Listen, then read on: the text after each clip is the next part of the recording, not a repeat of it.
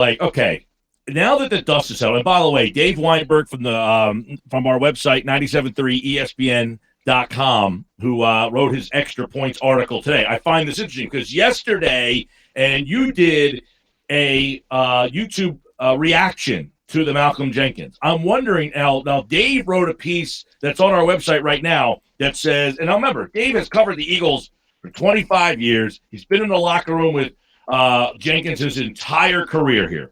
And he writes today on our website, 97.3 ESPN.com, that the Eagles erred by cutting Malcolm Jenkins. So we're going to bring him on to talk about why he thinks they made a mistake. But I wonder if he thinks if they got a guy to replace him, as opposed to our theory yesterday, mine of which was Jim Schwartz is going to Jalen Mills and saying, you're the guy. You're the guy who's going to replace Malcolm Jenkins. You're the guy that I trust the most. And that might not make you feel as good. But what if they said, we're going to bring Von Bell in? The problem with Von Bell is I think he's a guy who's a run stuffer. Mcleod is not a great pass defensive guy either. You have two safeties. And look, Jenkins was not a great over-the-top safety either. He had his issues in defending the pass over the top. But you have two safeties who are now more oriented in stopping the run than worrying about the deep pass. It seems like when they acquired Hargrave as well, that might be their mentality. Imagine him in there with Malik Jackson, Fletcher Cox, and some guys who can stop the run. Well, you're going to have to, at that point, maybe go after the corners that will be able to do a better job. Is that their mindset? Stop the run, stop the run, stop the run, stop the run, and we'll worry about maybe stopping the deep pass in another way? I don't know. I mean, I'm just trying to think of their game plan. What is Howie Roseman's game plan with this defense? And what is Jim Schwartz's game plan with this defense? 609-403-0973. 609-403-0973. The Sports Bash Live. You guys out there, send us a text, 609-403-0973. Let us know. All right. Let us know now that it's yesterday they decided they're not coming back. Today, it's not only that Jenkins isn't coming back, it's, oh, by the way, he's going to the Saints. Does that kind of change the way you feel about the whole deal? Malcolm Jenkins signed with the Saints. I have not seen any disclosure on the terms. Have you? I have not. And that's a big part of this. I mean, that is a huge factor. If you see him getting $14, $15 million per, I think it makes it more reasonable. But what if you see a number where it's like 10? Would that make you feel uncomfortable? Of course, because then Malcolm Jenkins essentially lied to you. I think the Eagles would bring him back for 10. Well, it was what, 7.5, 8? It was 7.6 is what he was due to make this year. That was his option. He told them, I'm not coming back for that option. So essentially saying, don't pick up my option at that number because I won't come back. They had to have gotten to a point in the conversation that the Eagles felt so strongly that he would not come back at that number that they just flat out released him. You know what I'm saying? Yeah, it had. Like they didn't call his bluff. They said, we believe you. Yeah, the terms is so meaningful. And I guess, man, you would have think that Sean Payton picked up that phone within 3 seconds of seeing that news. What do you think? What, that, hey, Malcolm Jenkins is available? He had to have picked the phone up literally within 3 seconds to figure out how to get him. McMullen tweeted this morning. Malcolm Jenkins didn't want 14 or 15 a year. No idea where that nonsense started. Well, I think that's because we look at the highest paid safeties, and that's the ballpark around what is going. So we assume as fans, people looking inside, or people looking at it from an outsider's perspective, well, Malcolm Jenkins wants to get paid, and he wants to get paid top market. So I think that's where the number comes from. Well, Ian Rappaport making it official. Jenkins will return to the Saints after spending 6 seasons here in Philadelphia. As we know, here he played virtually everywhere. Slot, safety, corner, you name it, linebacker. I guess one of the things, the narrative that you kept seeing yesterday was some people thought bad move, some people felt, okay, I get it, come to terms with it. There are other people out there that felt Jenkins wasn't even the same player last year, that, hey, you're upgrading your team by letting him go. I mean, do you is that your read? Because you said, look, I'm okay with it. I'm okay with it, but I'm surprised the Eagles did it. That's still where I am today. I'm still surprised that the two sides just could not come to an agreement. I think it helps this team more. You need to look at it in a window.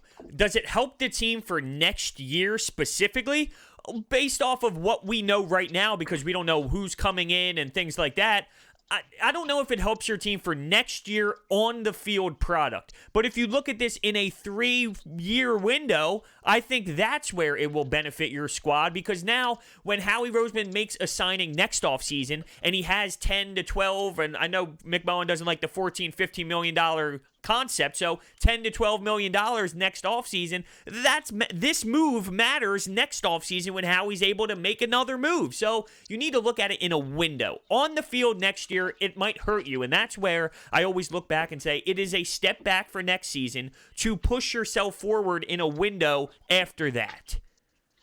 609-403-0973. Hit us up on the text board, 609-403-0973. Your thoughts on Malcolm Jenkins? He is now signed with the Saints. Now what do the Eagles do? Yesterday they decided to bring back Mills. They kind of announced that he was going to be. In fact, did you see the Eagles' Twitter yesterday? I did. All right. Did you notice that the way they kind of announced Mills?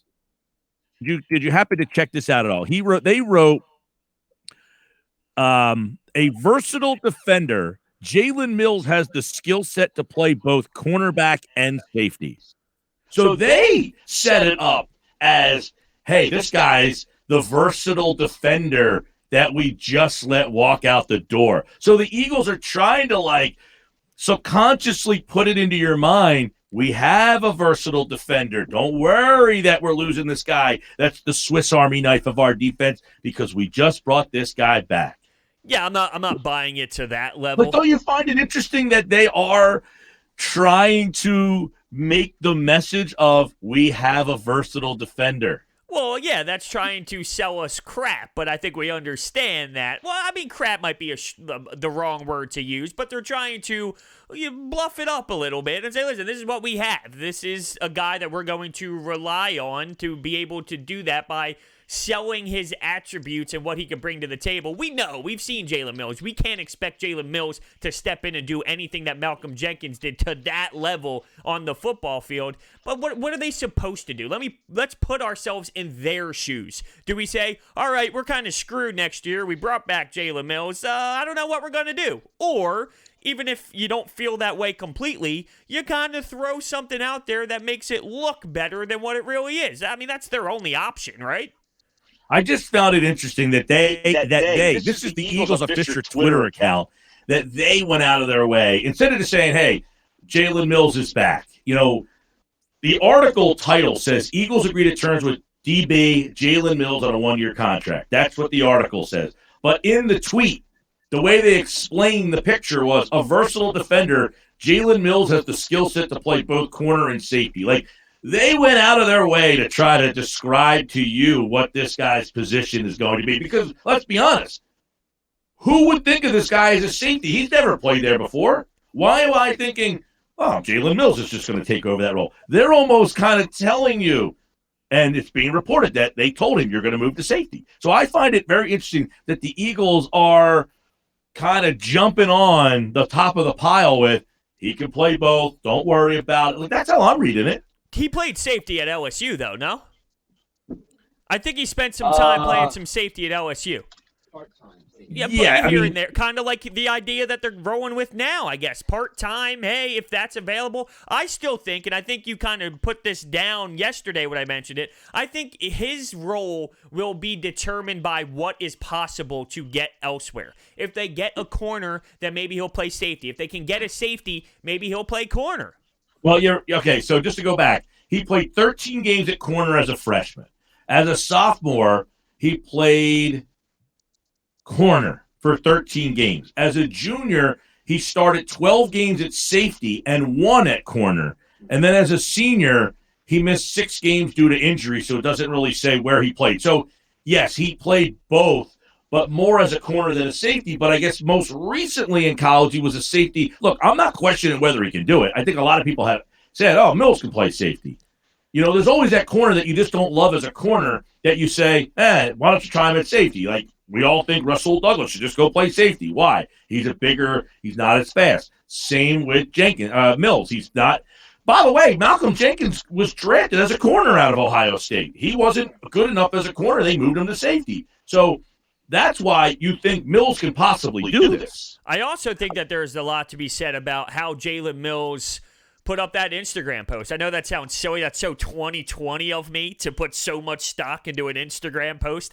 But with the caption, with Malcolm Jenkins behind him, he seems determined to step into that role. That makes me feel more comfortable than, say, not seeing that at all. It seems like he is embracing this moment and really wants to be that guy. Now, whether that works, well, that's to be determined. But I think that there's something to be said about him embracing this opportunity and really taking it and making the most of it. Once again, we need to see if it actually works, but to see him taking it on and putting it on his shoulders, I think that's meaningful to a degree. I agree with you that I feel that he is at least embracing the message that, but okay, I'm agreeing with you that I like the fact that he's embracing this whole thing. Okay, that Jenkins is gone, people are worried. I can lead because I learned from him, right? But it also goes back to what I was saying yesterday, that it makes me feel like Jim Schwartz said to him, "I need you, man. You're the one guy here." I coach, and it's, again, on a small scale. I do this a lot where there's a kid who, there's a lot of times because of the age group that I have, they may play high school baseball and they may play varsity, but then they're also playing in the rec league because of their age. And on the varsity baseball team, they might play second base.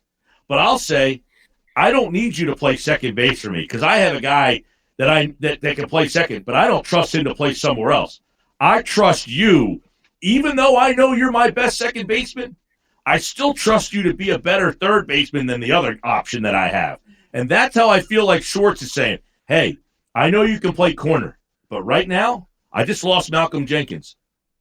So I trust you to play that role more than I trust somebody else to do it. I don't want to ask Avante Maddox to be Malcolm Jenkins because I know he can play corner.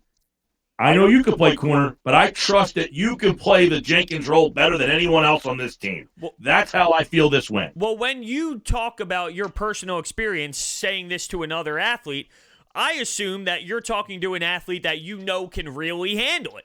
Well, if we put this with Jim Schwartz and Jalen Mills, that tells me that Jim Schwartz truly believes that Jalen Mills can handle it, unless there's nobody who can handle it, and that's his best option, as if, I don't know if this is going to work. Well, it might be, though. Bros, it might be his best. He might know. He might say, I'm not sure he can do this, but I think he's my best option. Right.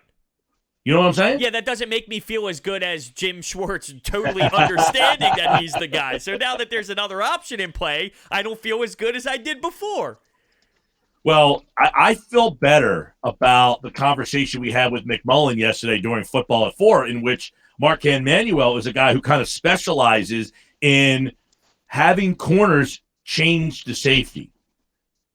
You know what I'm saying? Like, he is good at, apparently, and I don't know this firsthand, I'm just going off of what John says, and by the way, John is far more plugged in the NFL circles than I am, but he's saying, look, that's one of his things. He takes guys who are slower corners but physical and makes them safeties, and that has worked out. Now, I can't think of any Falcons safeties off the top of my head or any other, I don't know what other teams he's been with, but where? Oh, Seahawks. What Seahawks defenders have gone from corner to safety? I mean, they've always had guys who were just good at their positions. Yeah, like Earl Thomas. By the way, this Earl Thomas, this Malcolm Jenkins leaving makes me feel like Earl Thomas leaving the Legion of Boom. He was like the last guy there, and he went to the Ravens last year. And what happened with the Ravens? He went to the Ravens, and the Ravens. Now, I don't know that Earl Thomas turned out to be this great, player for them. How did Earl Thomas play for the Ravens this year, Josh? He was solid. He wasn't elite. Right, he wasn't Earl Thomas. No, he wasn't. By the way, so Marquand Manuel started with the Seahawks in 2012. He was there from 2012 to 2014. They went with Dan Quinn to Atlanta starting in 2015. So his experiences with Earl Thomas, Cam Chancellor, Keanu Neal, those kind of guys. All right, Keanu Neal's an interesting player. I mean, but none of these guys are really corners first and then shifted over to safety. Like Richard Sherman, he wasn't a guy who played safety and then moved. I mean, I'm trying to think of a guy where McMullen's saying, hey, he's worked with these kind of guys. I can't think of any, though. And that doesn't mean that there aren't any. But, it just seems like, and my mind is always trying to think of, like, the next steps. Every time I talk about a general manager, I like to say, I hope to think, because this is the way to do it, that they have this blueprint. They have this 3-year stretch in front of them where they need to make moves accordingly. And we talk about this DB coach that works with versatility players. That is a possibility. You bring in a bunch of just secondary players who can be utilized in so many different roles, whether on a few snaps they're playing corner, a few snaps they're playing safety. A couple of those safeties might be in the box and play like Malcolm Jenkins did, inside and try and make a stop and make a tackle by the line of scrimmage. I mean, it might just come down to that's their new identity, because I do believe that Jim Schwartz is going to have to make a change with his philosophy, not having Malcolm Jenkins, because I mean, that was the guy he relied on so much. If Jim Schwartz doesn't change it, if he doesn't change it, he'd be screwed. That's an interesting point you just made. Does Jim Schwartz have to change his philosophy, and is he willing to do it? Is Jim Schwartz willing to say, I don't have Malcolm Jenkins, therefore I can't run what I once did? It would be ridiculous to not. I mean, sometimes as a coach, one of your best attributes has to be adjusting. And it has to come down to adjusting to your players. And if your philosophy is great, but you're getting waxed, and you know what? I thought Jim Schwartz actually did a good job of that this last year. He was always a guy who was so stubborn and would never change anything. I think at some point during this last season, he had to try different things. He would blitz more than we've ever seen him blitz before. And then it's ironic that on one of the plays, it was the Falcons game where he sent the full-out blitz after it worked all night long. And then, of course, the one guy ends up scoring a touchdown there to win the football game. But I think he does need to adjust, or the Eagles are going to be in trouble. 609-403-0973. Your thoughts again. Malcolm Jenkins signing with the Saints. I mean, he goes back to New Orleans, and one thing is, and I got this text message, Mike, how did he get released yesterday and sign with another team so quick? Well, today, free agency's open. And there's a mutual connection between these players. I mean, he was there before. Sean Payton is very open about this being one of the biggest mistakes he's ever had. So, I mean, the connection's there. It's clear that, and I'd said it from the jump. Well, I guess his point is, I think his point is, okay, he says, how did he get released yesterday and then sign with another team so quick? Terms are vital to see. He had to know he was going to be released. I'm sure in the back of his mind, he knew that this was a possibility. Oh, absolutely. I think we all did, didn't we? I mean, we've been talking about it for months. I don't know. Were you not shocked yesterday when he got released? I was shocked, but I thought it was a possibility. I was shocked, but, I mean, it was clearly a possibility. The guy played last year. I didn't think they would just flat out say, we're releasing you.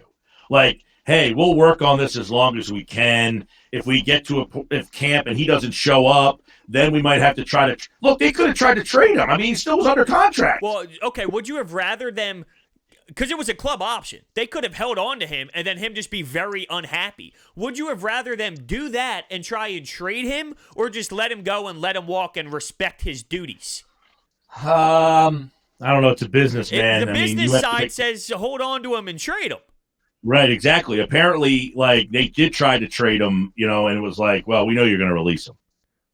Right. So you know what I mean? It's like, what do you do in that situation? Well, does that make you feel worse that the second he leaves, he gets picked up as if, wow, we really let this guy go? Like, if it took him 4, 5, 6, 7 days to get another contract, well, then you see the other teams around the league are saying, I don't know if Malcolm's worth that type of money. But he got picked up like this to the point where now are people questioning more than they were yesterday. Has anybody seen the terms of the deal? No, I don't think it has been released yet.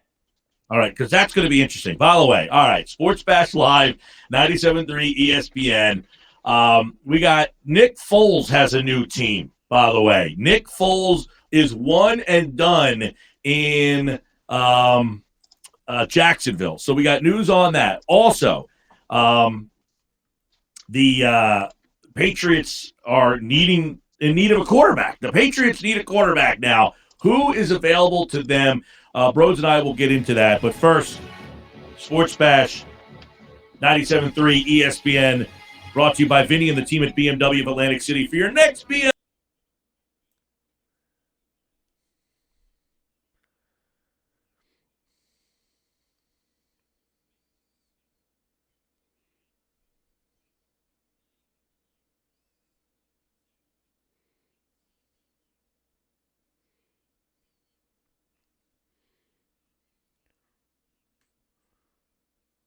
Off season? What off season? We're talking Eagles and NFL every day. Yeah, that's the one thing is that with John McMullen on 97.3 ESPN, South Jersey football station.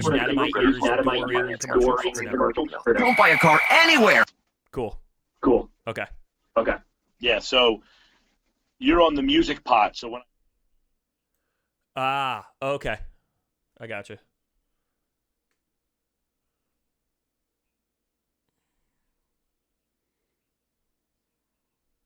No, I understand. Yeah, when you just give me a visual so I understand.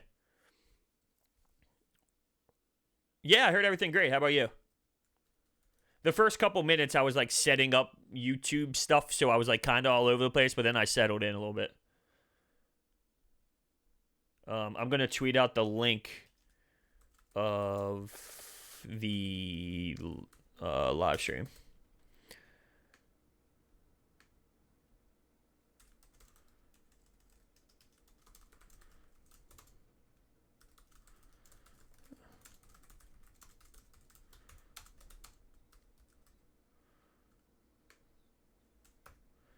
Let's see.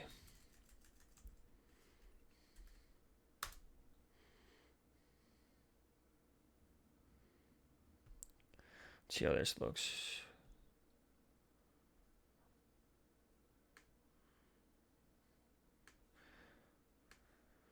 All right, I'm going to change that real quick. I don't like the way that's set up.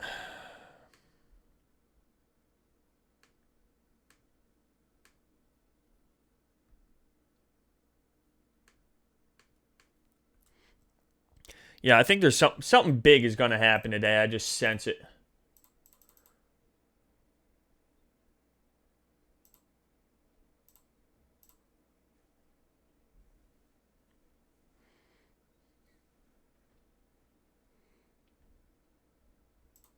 Huh.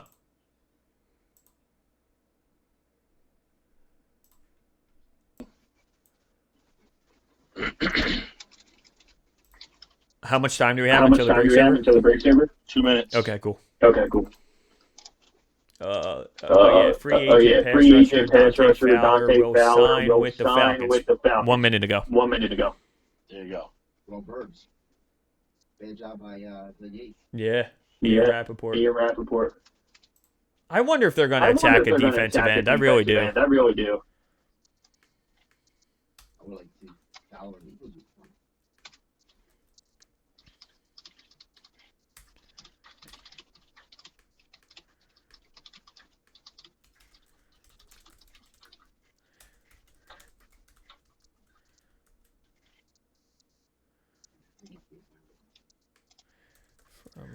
From 2 to 6 p.m. My mic sounds good and everything on the air? Or? I can't tell, but yes, I guess so. How's it sound? Well, no, I mean, you can hear me, right? I mean, can you not even? Are you just listening to me through Facebook chat? Yeah. Oh. Okay. Hey, Dave, it's Josh from 97.3. How you doing? Good. Well, we'll just finish up the break. Got 45 seconds. Okay.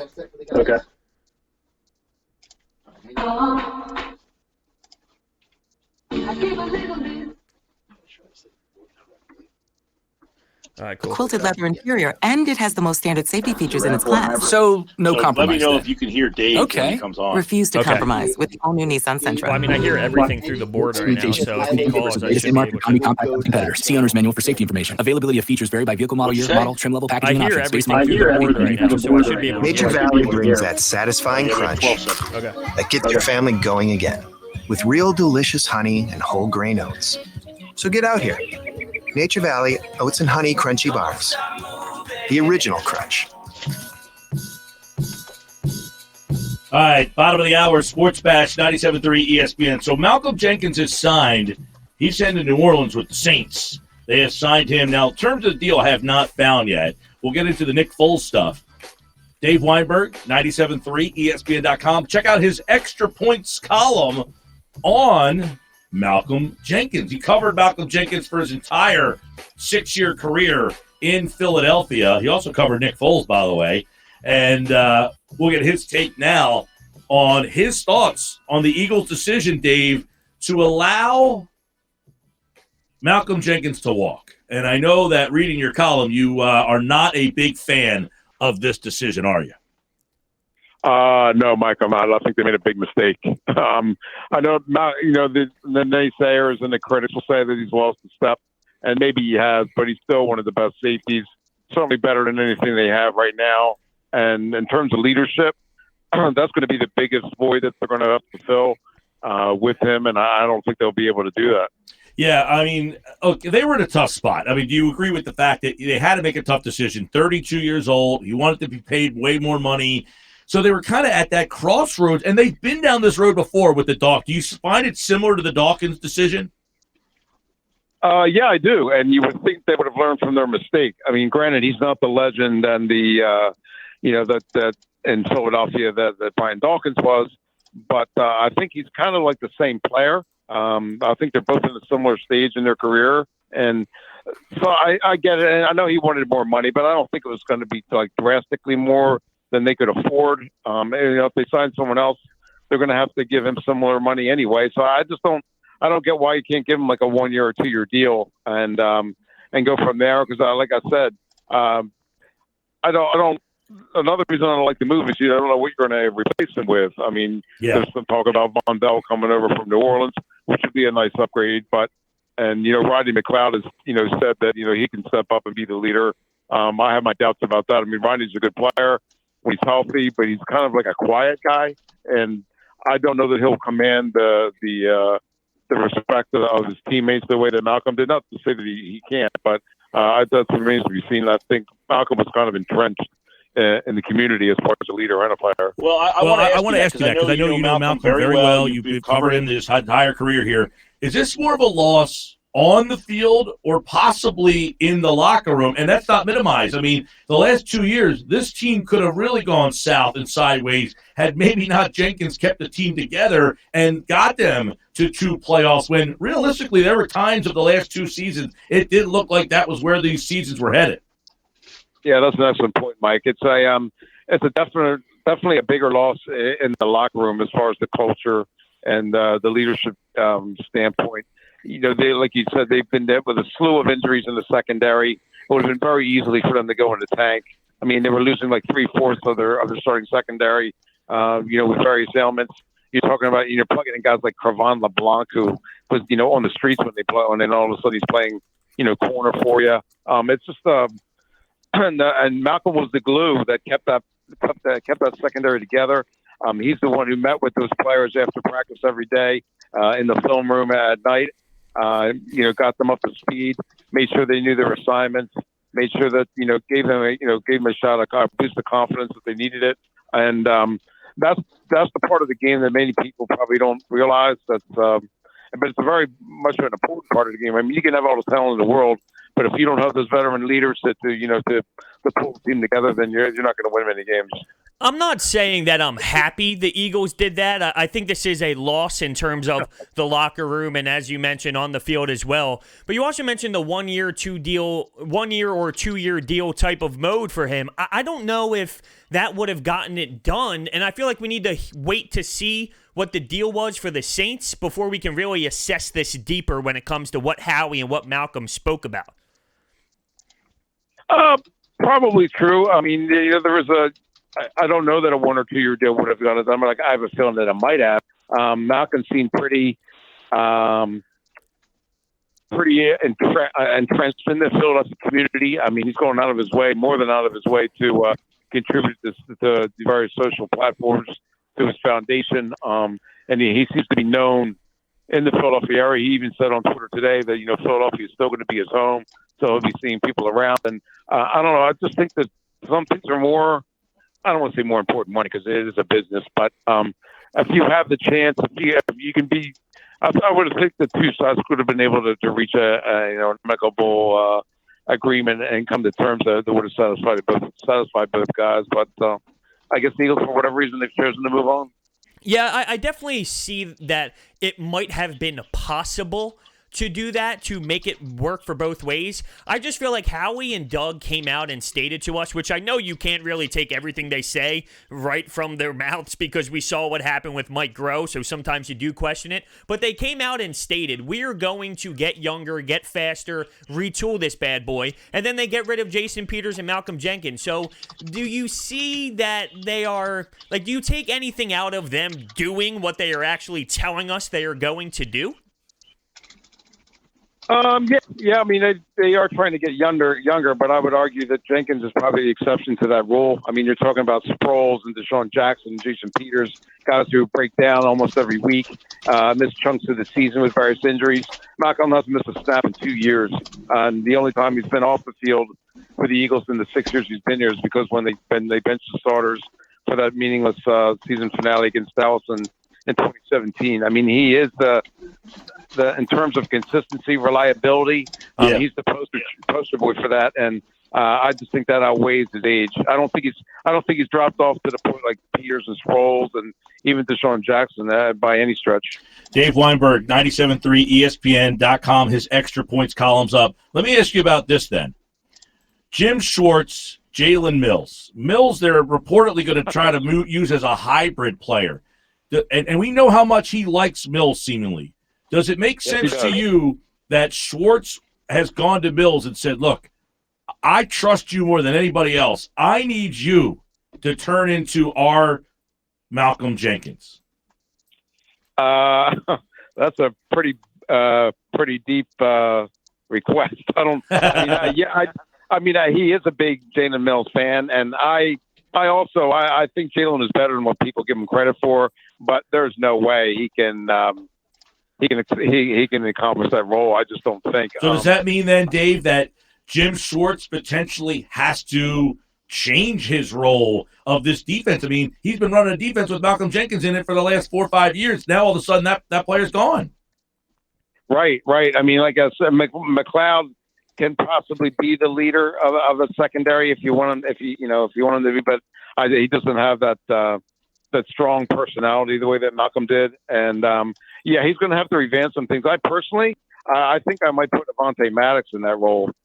He's proven that he can play both corner and safety. I think he's a pretty good player, faster than most of those guys, a pretty short tackler, I think, as well. I would think that he would be the better fit rather than Jalen Mills in that hybrid role. Yeah, I know that we're in a spot here where ultimately the Eagles have a lot of decisions that they need to make on the defense, but you lose your leader like that, it almost doesn't matter which player they replace him with because, as you kind of chronicled, Dave, what goes on in that locker room might never be the same again. I mean, that player, Jenkins, has maybe saved these last 2 seasons. You could argue that. I think if you're in the NFL, you should be able to carry yourself and handle your job without having to lean on a veteran, so to speak. But you do need that galvanizing guy. You need that guy that can bring that team together in times of adversity, which they certainly faced in the last 2-3 years, particularly on defense and in the secondary. And Malcolm was that guy. Let's face it, he was the guy who brought the team together when they really needed it the most, and that's a role that they're not going to be easily able to fill. I just want to clarify that I do understand how valuable Malcolm Jenkins is to this organization, or was to this organization, but looking ahead, because this is the move. I mean, it happened. This is reality now, and we talk about the leadership.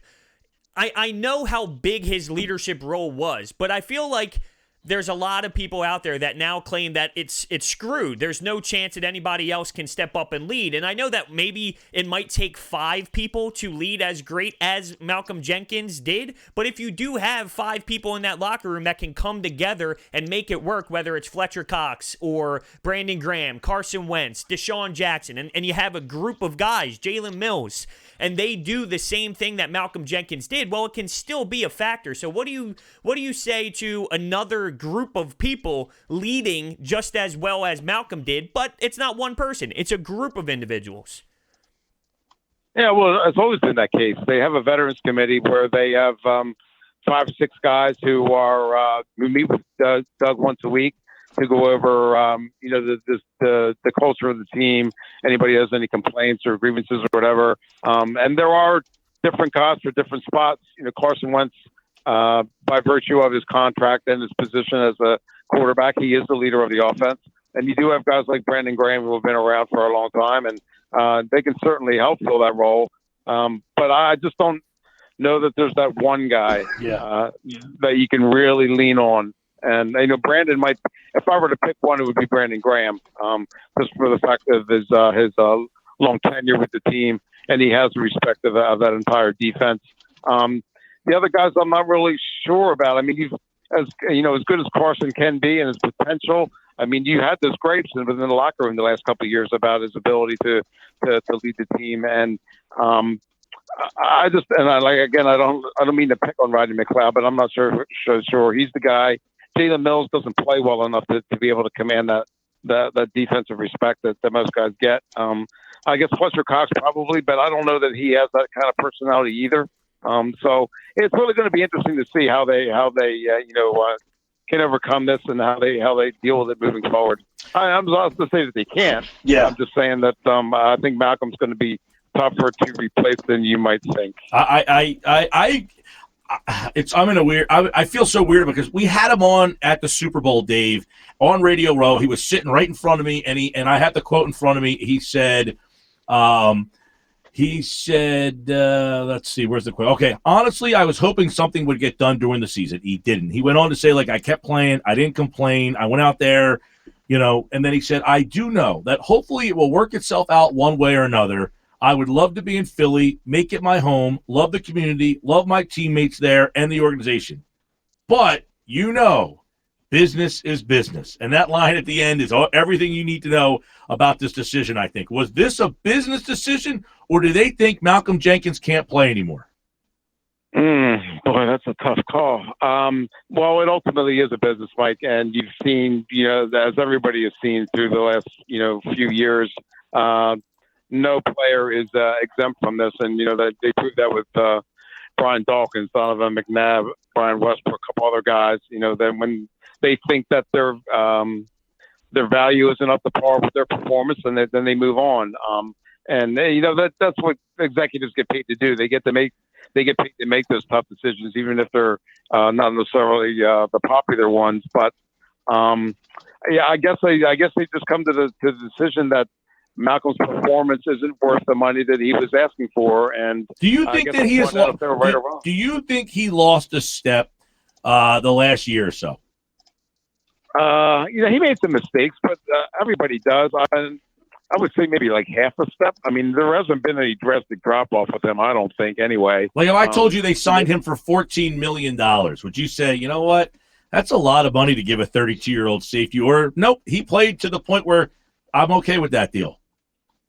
Yeah, no, 14 would have been a little too much, I think. But I could think somewhere between 7 and 14 might work out a little better. Well, I guess we'll find out when the terms of this deal. I think that's, Hunter, you brought it up. Right. That's the key. How much will he get in this deal? How much of this? Because, Dave, the Saints essentially said 32-year-old Malcolm Jenkins is an upgrade over 25-year-old Von Bell because they can't keep them both. Right, that's true. Very true, yeah. So, it'll be interesting to see how the numbers what the numbers turn out to be with those guys. Well, Dave Weinberg has more thoughts on it on our website, 97.3 ESPN.com. By the way, Nick Foles traded to the Bears. Are the Bears now a Super Bowl contender?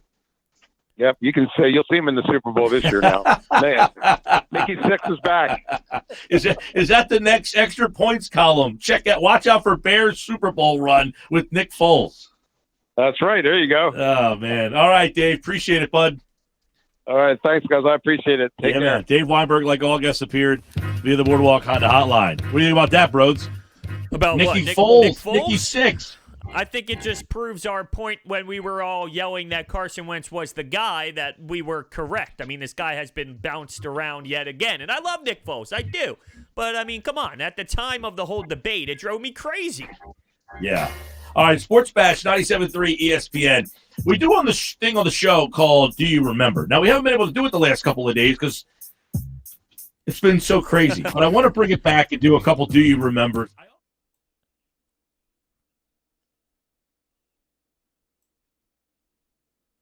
The whole thing with the seniors. See if we can get to that. There's so much football that I want to get. Who's going to play quarterback for the Patriots? Football at 4. Don't go away. Sports Bash continues on. Leave it on. The Sports Bash. Did I talk over the music there for a second?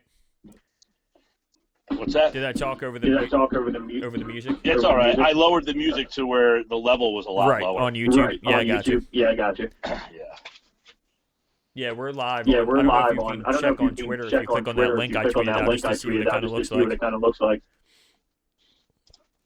Hold on. I'm trying to write this article. Yeah, that's more important. Probably more important. What was I going to say? I just get real like. Oh, I wrote down something that Dave said that I want to touch on. He said Jalen Mills is not good enough to be a leader. And that's an interesting approach. Like, I understand where he's coming from, but do you need to be like an elite player to lead?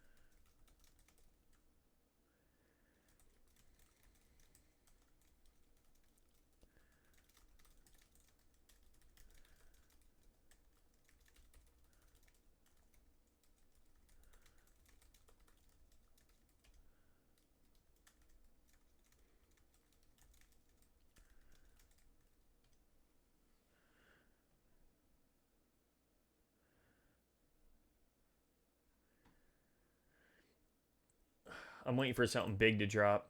I feel like something's going to happen. Whether it's that or whether it's just learning more information on some other situations that went down.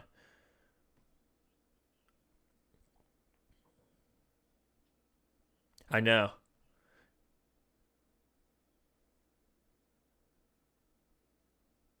Oh, so it's not even a finished product yet. I thought it was official. Gotcha. Okay.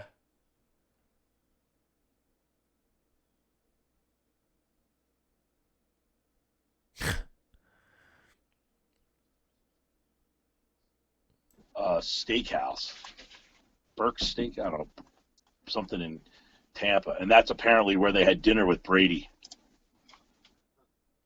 What does that mean in terms of contract? No, it was weird that I just heard I never heard about this place before. Now it's the second time that someone brought this place to me, and it happened to be where they met. This guy on Saturday was telling me this whole story about this place, about how you needed to wear a collar and you had to have jeans on, and they wouldn't let him in. So it's kind of like Curb Your Enthusiasm with the ugly seating and the good looking seating. Oh wait, no, that was when they went out to eat and he didn't have his polo on zipped up, that jacket zipped up with the collar. Yeah. Yeah, the chick had. Oh, that was the diarrhea episode on Curb. Crazy. How much time we got till commercial's over? Okay.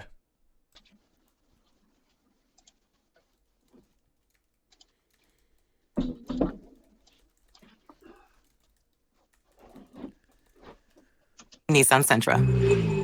Word segmentation 2020 Sentra versus latest in-market economy compact class competitors. See owner's manual for safety information. Availability of features vary by vehicle model year, model, trim level, packaging, and options. Base models compared based on manufacturer's websites. You're locked into South Jersey's #1 sports radio talk show, The Sports Bash, with Mike Gill on 97.3 ESPN FM.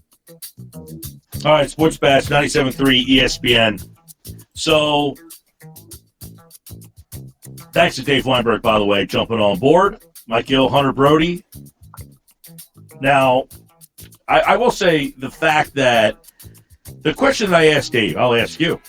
Do you think the Eagles decided this is a bad business decision, or he can't play anymore? It's business. I mean, there's no way that you understand the game of football and think Malcolm Jenkins flat out can't play anymore based off of what he brought to the table last season. So it had to have been, as I mentioned, as a GM, you have this schedule lined up on your desk, and it's this year, the year after, the year after, the year after, and it was a business decision. There's no way that anyone saw Malcolm play last season and go, you know what, he's done, he's cooked, he's fried. I mean, you would not know the game of football if you thought that. Yeah, I mean, but you could say that you started to see the cracks. No? Even I will agree with Dave, a very small crack, and that's where you look at, okay, if you were to extend this man for 2 to 3 years and he's 35, well, you can't be paying him, and this is all speculation based off of the safety market. You can't be paying him $13-14 million per at the age of 35. If next year he plays 100% of the snaps again and special teams, we talked about this yesterday. You don't reward players for playing 100% of the snaps in this league. That actually devalues you. So you're looking at 34-35. By the way, so in 6 seasons with the Eagles, 96 games, 96 starts, 0 games missed. He played 6,404 of 6,500 snaps. That's 96 snaps he missed in 6 years. He has 58 pass breakups. He has 11 interceptions, 4 pick sixes, 515 tackles, 32 of them for loss, and 12 forced fumbles. That's what's out the door right now. Oh, he is still going to help whatever team he goes to. You just got to relate it to the cap space with the Eagles, and if he's going to be worth that much money in 2 or 3 years or so. We had the conversation at the Super Bowl regarding this very thing of he's 32. What do you do? What do you do? I mean, you're really stuck between a rock and a hard place with this kind of situation, man, where you want him. You think he can still play, but even Dave said, I don't know if I would do it for $14 million. I don't know. We don't know what the number was. Right? That's the problem. If it was 11 for 2 years, I think I would be more disappointed. Wouldn't you agree? If it was 11 for 2 years. 11 per for 2 more seasons. I think anything that would be on the 2-year deal area would make you feel like, couldn't you have figured out a way? Okay, so if it was 2 years, $14 million per, are you still sitting in the same spot? 2 years, $28 million. Okay, I think yes. No, I'm not in the same spot. I feel like I agree with Dave. I think it's too much money. Okay, I think $14 million, and I'm not saying he doesn't deserve it, but I'm just not 100%. And you're not 100% on anything, but my intuition tells me this might not work out. For the Eagles, you're saying they made a mistake? Yes. And listen, time will tell. Time will absolutely tell. The thing is, I don't think you can base it off of what Malcolm does next season, because we can all agree that he will be beneficial to whoever he plays for next season. And guess what? That's one of the things that really highlights this today is that he goes to the Saints, who, by the way, the Saints play in Philly this year. Yeah, that's going to be interesting. I wonder if he's going to have a chip on his shoulder. Like, I know he definitely is that type of guy to do that, but I feel like he also understands the business side, so I don't know if that would really piss him off because he gets it. Like, will he use that to really pump him up, or he will be pumped up no matter what because he gets pumped up for every Sunday at 1 o'clock, 4:05, or 8:20? He tweeted out, "Dear Philly, I'm usually a man who has a lot to say. I take pride in my ability to articulate my thoughts and feelings, but today the words are escaping me. There are too many people to thank and too many great memories to single anyone out in particular. I can only say I'm grateful to Mr. Laurie for the opportunity to represent this city. I thank my teammates for making me better every single day. I thank the warriors in this community that fight for a better Philadelphia, and I thank the fan base for embracing me as their own. I hope that I am leaving having given more than I received. That has always been my mission, and I hope that I represented you as well. Also, this is my home, so I'm sure you'll see me around. So this is not goodbye, but I'll see you later. And he has 2 beers cheersing. So what do you take out of that? Disappointing? I mean, do you think he's disappointed? I don't think there's an underlying message in there. I think he's just saying the words aren't here. I want to be there, but I'm not angry about this. And that's my point when you mentioned him coming back to Philly this year. I don't think he's one of those players where he is so disgusted with Howie Roseman. He's so disgusted with these people inside the Eagles organization that's what's going to fuel him. I think he has that fuel naturally, and that's why he's the type of player that he has been throughout his career. Yeah, I agree with that. It's that, hey, business. He said it on our show. Business is business. He said it at the Super Bowl. Business is business. He wants to be back, but he understands. I mean, I think he's a pro's pro. Unfortunately, the pro's pro is going to be playing for one of your biggest competitions in the NFC. All right, when we come back, Nick Foles, by the way, he's got a new landing spot. Well, how does Nick Foles keeps getting jobs? This is unbelievable. We'll get into that and more on the Sports Bash Live on 97.3 ESPN. The free mobile app. Download it now. Go to 973ESPN.com/app.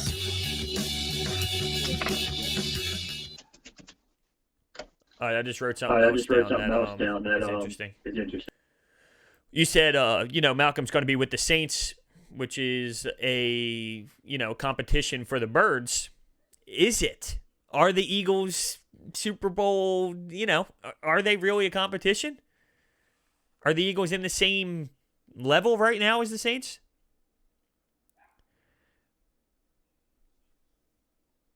Clearly the best team last year until they got to the playoffs. And No, I guess I'm more saying is, are the Eagles even going to be competitive enough to be in the same level as the Saints?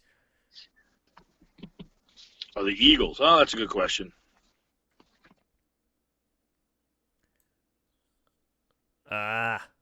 Gotcha. Yeah, because the way I have it set up on my computer is like split in half, kind of. I don't know how to explain it.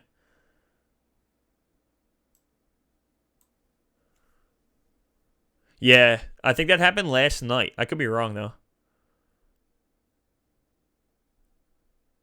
So maybe it's like official.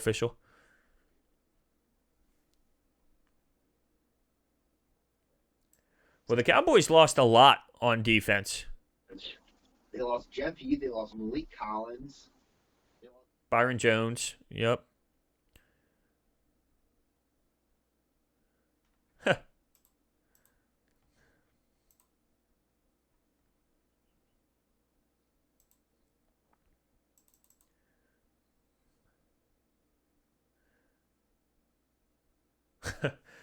Ruben Frank just put something out there. It says, let you listen to that.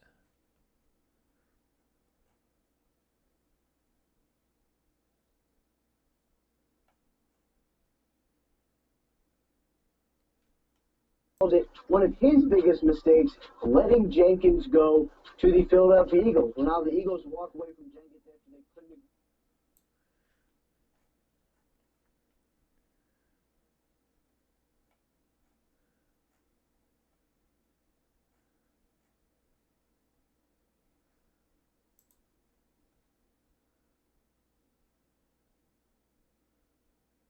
Huh.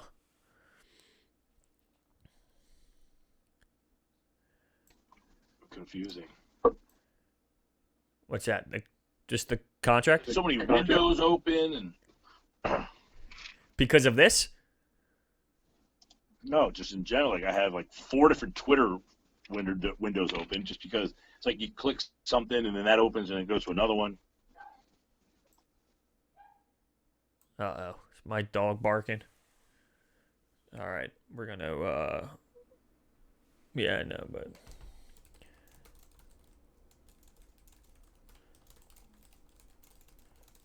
Text the wife. Say, get the dog to stop.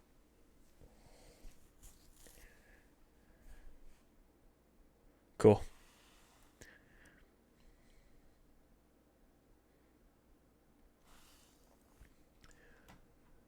Yeah, it'll be interesting to see how the way the draft goes because it seems like that's the move here, or some trade options.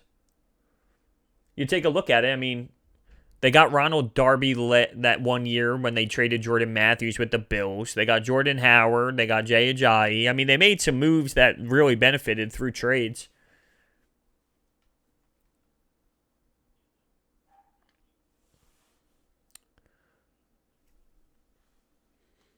Yeah, that was right before the season started, too. How much time we got? Should be coming back.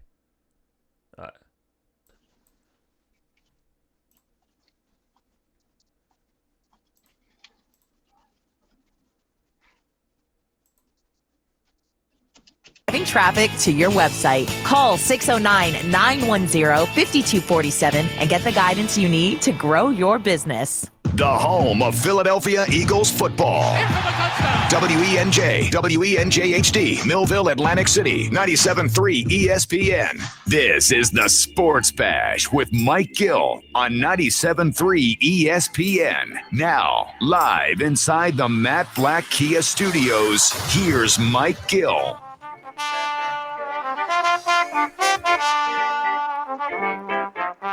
All right, number 2 of the Bash, Gill and Broads. You know, one thing I want to get to fast, Hunter, before we kind of move on from the other football stuff that's going on.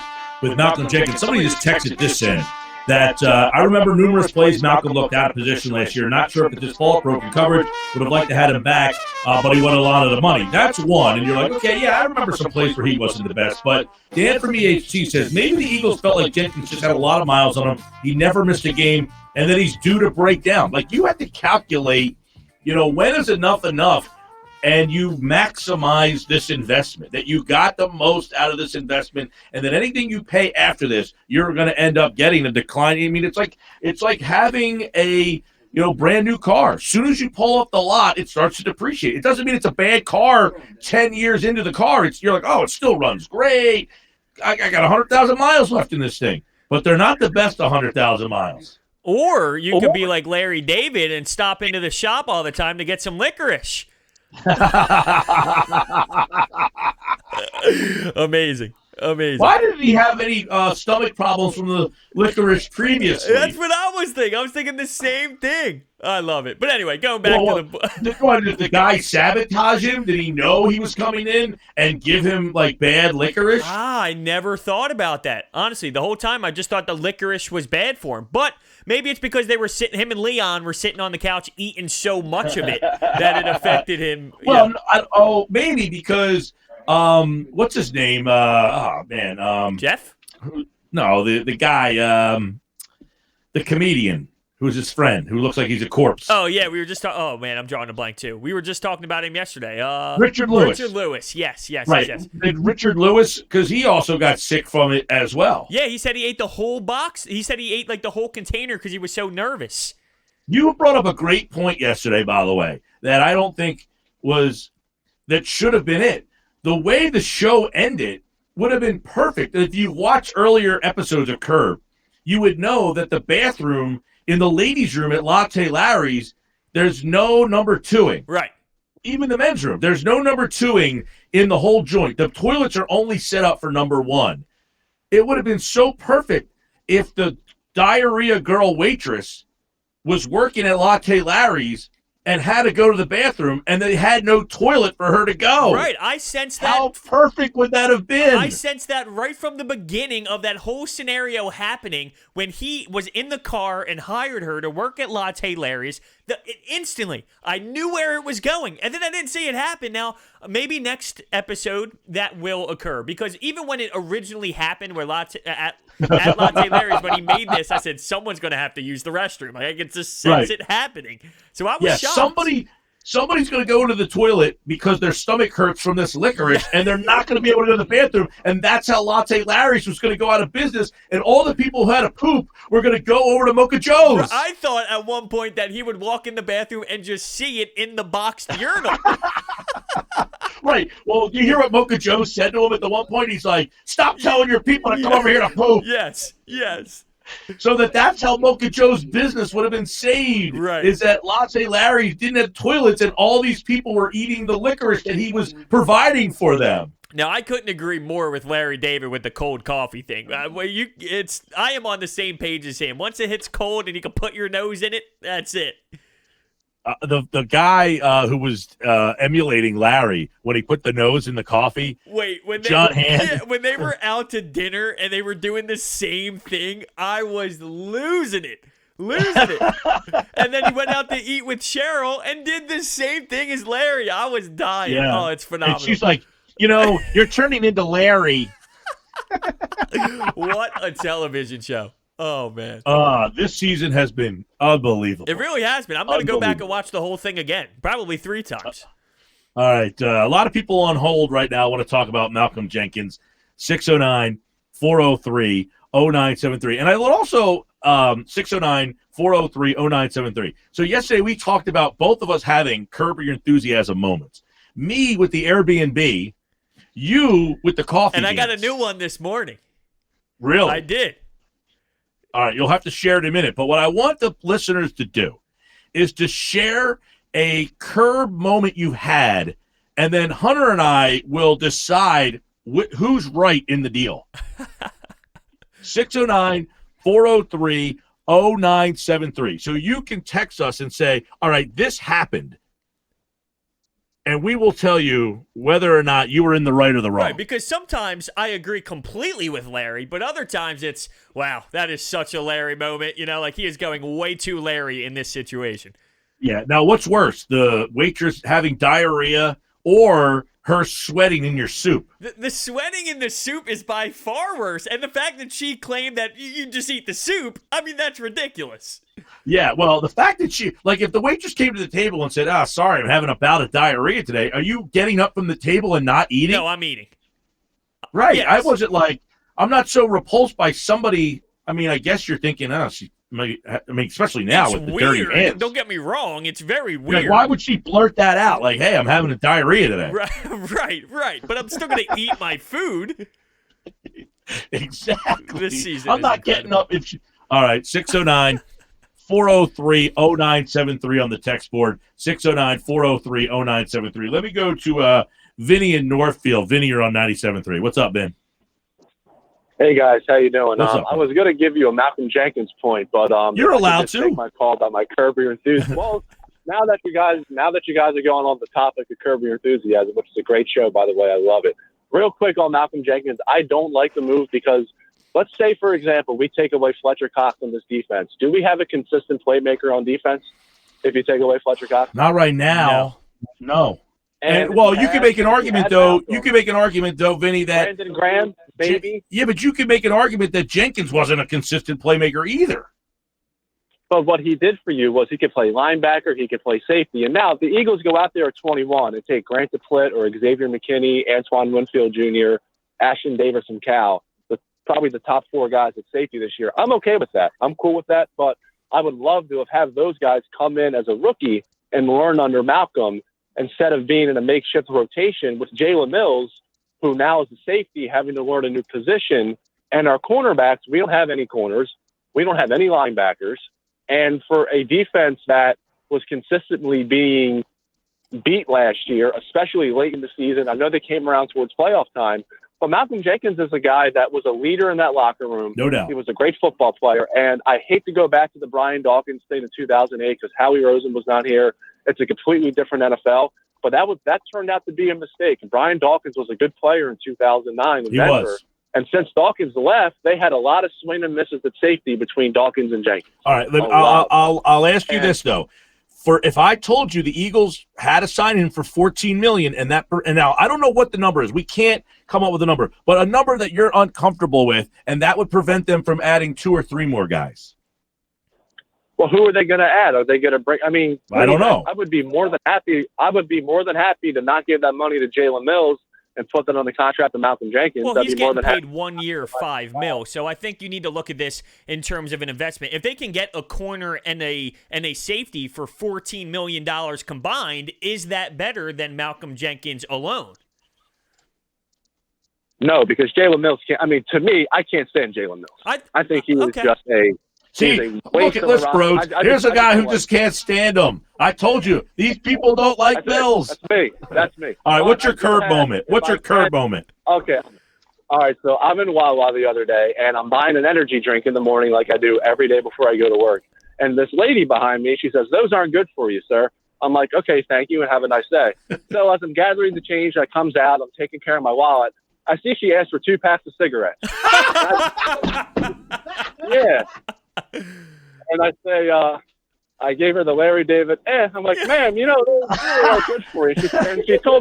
And she told me to mind my business. I cracked my drink open, I took a sip, and I walked out. That is epic. Right now, I am picturing him like I would be holding the drink in my hand, looking back with the shrug of the shoulders, and and just walk out the door. Right? I mean, that's the perfect situation there. That is an epic situation right there. The lady has the nerve to say to you, "Yeah, you know those things aren't good for you. Oh, can I get 2 packs of Marlboro menthol?" I can imagine her just blasting down the Marlboro Reds. And what would happen at the end of the episode is somehow he's walking by the same Wawa, or he sees that woman doing something else later on in the episode that's like way worse than even smoking cigarettes. I don't know what it would be, but it would somehow tie back around into that. 609-403-0973. Rich from the Crest. Mike, maybe the Birds felt it was time to give their DB some over-the-top help, and Malcolm just didn't fit the bill. They brought in Hargrave to stop the run from getting to the next level, and hopefully they can get a true middle linebacker. Well, you're not getting a true middle linebacker. No, but I do right think that he mentioned the over-the-top help. Haven't we been talking about over-the-top help for a long time? I wonder if that has something to do with it, changing the philosophy. It dates back to Jim Schwartz now having to change his ideas and change his concepts based off of not having one of the most versatile players in the NFL. I don't know. All right. I don't know. Maybe that's a reach. I could just keep thinking of myself now, of that lady telling me those drinks weren't good for me, and then her walking up to the counter and asking for cigs. I'm losing it right now. Would you have said something to her, or would you have just shook it off and walked away? I would have said, "You have some nerve." That's what my reaction would have been. Really? Really? These energy drinks aren't good for me? How's that smoke in your lungs feeling right about now? That's a good response. Right? All right, Nick in Northfield, you're on 97.3. What's up, Nick? Hey, how you guys doing today? What's up, brother? Well, I mean, with Malcolm Jenkins, I hate to lose him. He is amazing in the locker room. He's the heart and soul of the team, but he's also a big part of their run defense, which was ranked up, in the top 3, if not the number 1 in NFL last year? That's an excellent point that no one's really hitting on, is what he brings from the second level to their run defense. That's a good point. Yeah, now with him being out, like they said, you got Hargrave to try to make the middle more solid with the line. But, I think it's time that they just picked us apart on the corners. And we were having practice squad guys, basically, not just due to injury, but I feel like even the starters were somewhat practice squad. Well, how about this thought, though? What about this thought, guys, that everybody else has been getting hurt except for Jenkins, that sooner or later the injury bug will hit him? Right. I agree. And Mcleod, I mean, I think in times he's shown that he can handle the job, and for a much smaller price tag, which would allow us to get, even if we got a middle of the road cornerback, at least we can stop them from abusing us. The teams that are going to go to the playoffs and the teams that in the big games are just abusing us on the outside.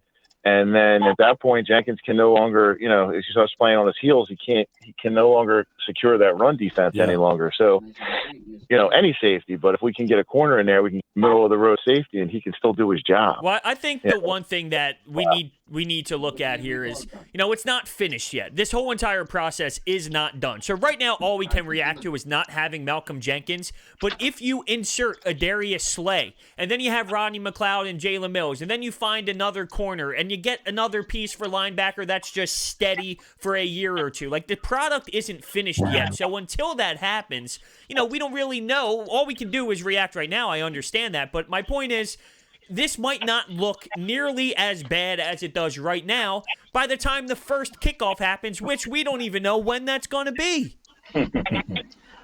Nick. Well, that's true. I mean, the full puzzle isn't even shown right now. It's just pieces. Yeah, no, We're trying to guess look like. And I think that took a different turn yesterday of how this defense is going to look because they spent their money at D tackle. They decided to bring Mills back and move him to safety. So I feel like the blueprint we may have thought was going to happen has just been torn up and thrown out the window. Right, and if you remember a few years back, I think it's 4 or 5 now, we went crazy in the beginning of free agency. We thought we were going to go to the Super Bowl, and we thought we were going to have, might have been longer than that, 7 or 8 years ago. You're talking about the Dream Team back in 2011. That was the 2011 Dream Team. Yeah. But keep this in mind, too, Nick. When they signed Malcolm Jenkins, people didn't want Jenkins. He was like the third choice, and he turned out, of all those safeties, to be the best of that group. Right. So our guys, they have an innate talent to find talent, and find guys that maybe other people are undervaluing that end up being a much better. And like we're saying, I overheard you before about the fact that we've used them. We've got our 10 years out or a certain amount of years out of them, and now it's time that, we got to let them go, the car analogy. I totally agree. Yeah. But to bring you to that Larry David thing, you guys were talking about the licorice. So if you remember, she was with him picking out the car. And he was really trying to steal the licorice. And she got in the car and he offered her one. And she had previously had the diarrhea. So when she touched that licorice, she infected the whole can. And then so she COVID-19 the licorice. As soon as she touched it, everybody else got diarrhea. Unbelievable. That's right? Yeah. She had he offered one in the can, and they were eating it in the drive. So that's right. Yeah. So. All right, Nick. Appreciate it, man. So what he's saying is Larry offered her the licorice, and then she was going through the licorice. Right. No, I get that. Because she had diarrhea, she then gave it to everybody else. But is that how that works? No, I don't think that's how it is. One thing real quick, though, you mentioned the Malcolm Jenkins and how nobody really wanted him as a first option. When the Eagles went out and got Rodney Mcleod and when they got Brandon Brooks, it was similar. It was similar to that as it was later options in free agency. It wasn't like they were at the top of the market and Howie Roseman went out and nailed those instantly. So there's plenty of time left is my point. All right. We'll keep the phone lines open, 609-403-0973 on the text board, 609-573-3776. We got some people hanging on hold. We'll get to you on the other side. Brought to you by your Delaware Valley Acura dealers. This month, visit your local dealer for great deals on the award-winning Acura lineup. So I still feel that the best moment would be your moment of having the diarrhea girl at work at Latte Larry's need to use the toilet and the toilet only be available for urinating, and that everybody in there had diarrhea from the licorice that he left out on the counter to let everybody eat, and they all had to go to Mocha Joe's. I thought it was a no-brainer. I thought I nailed it before it happened. I was kind of stunned by the end of the episode. I agree. Back with more Sports Bash Live, 97.3 ESPN, the free mobile app.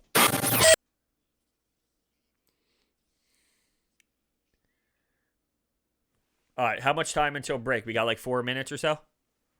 Okay, I'm going to run to the restroom real quick. Okay.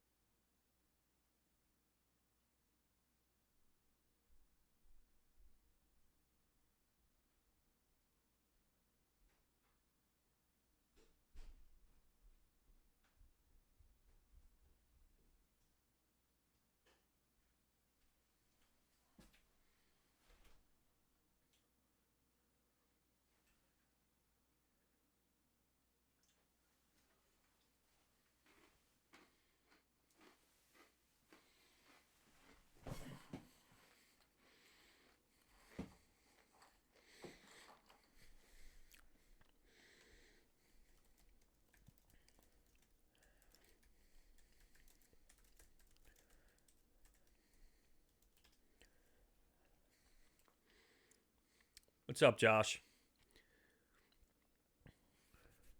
Cool. How's everything sound? Cool.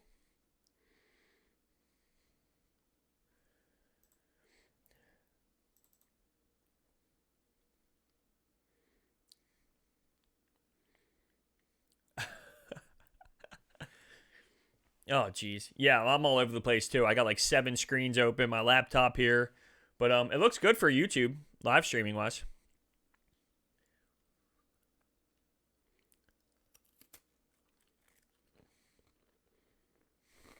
Wait, the other computer crashed?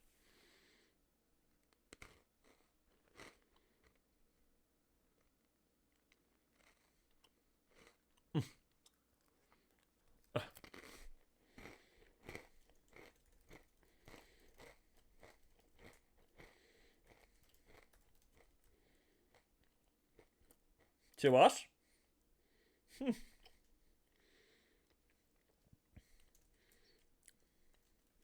Must be big Curb Your Enthusiasm, people.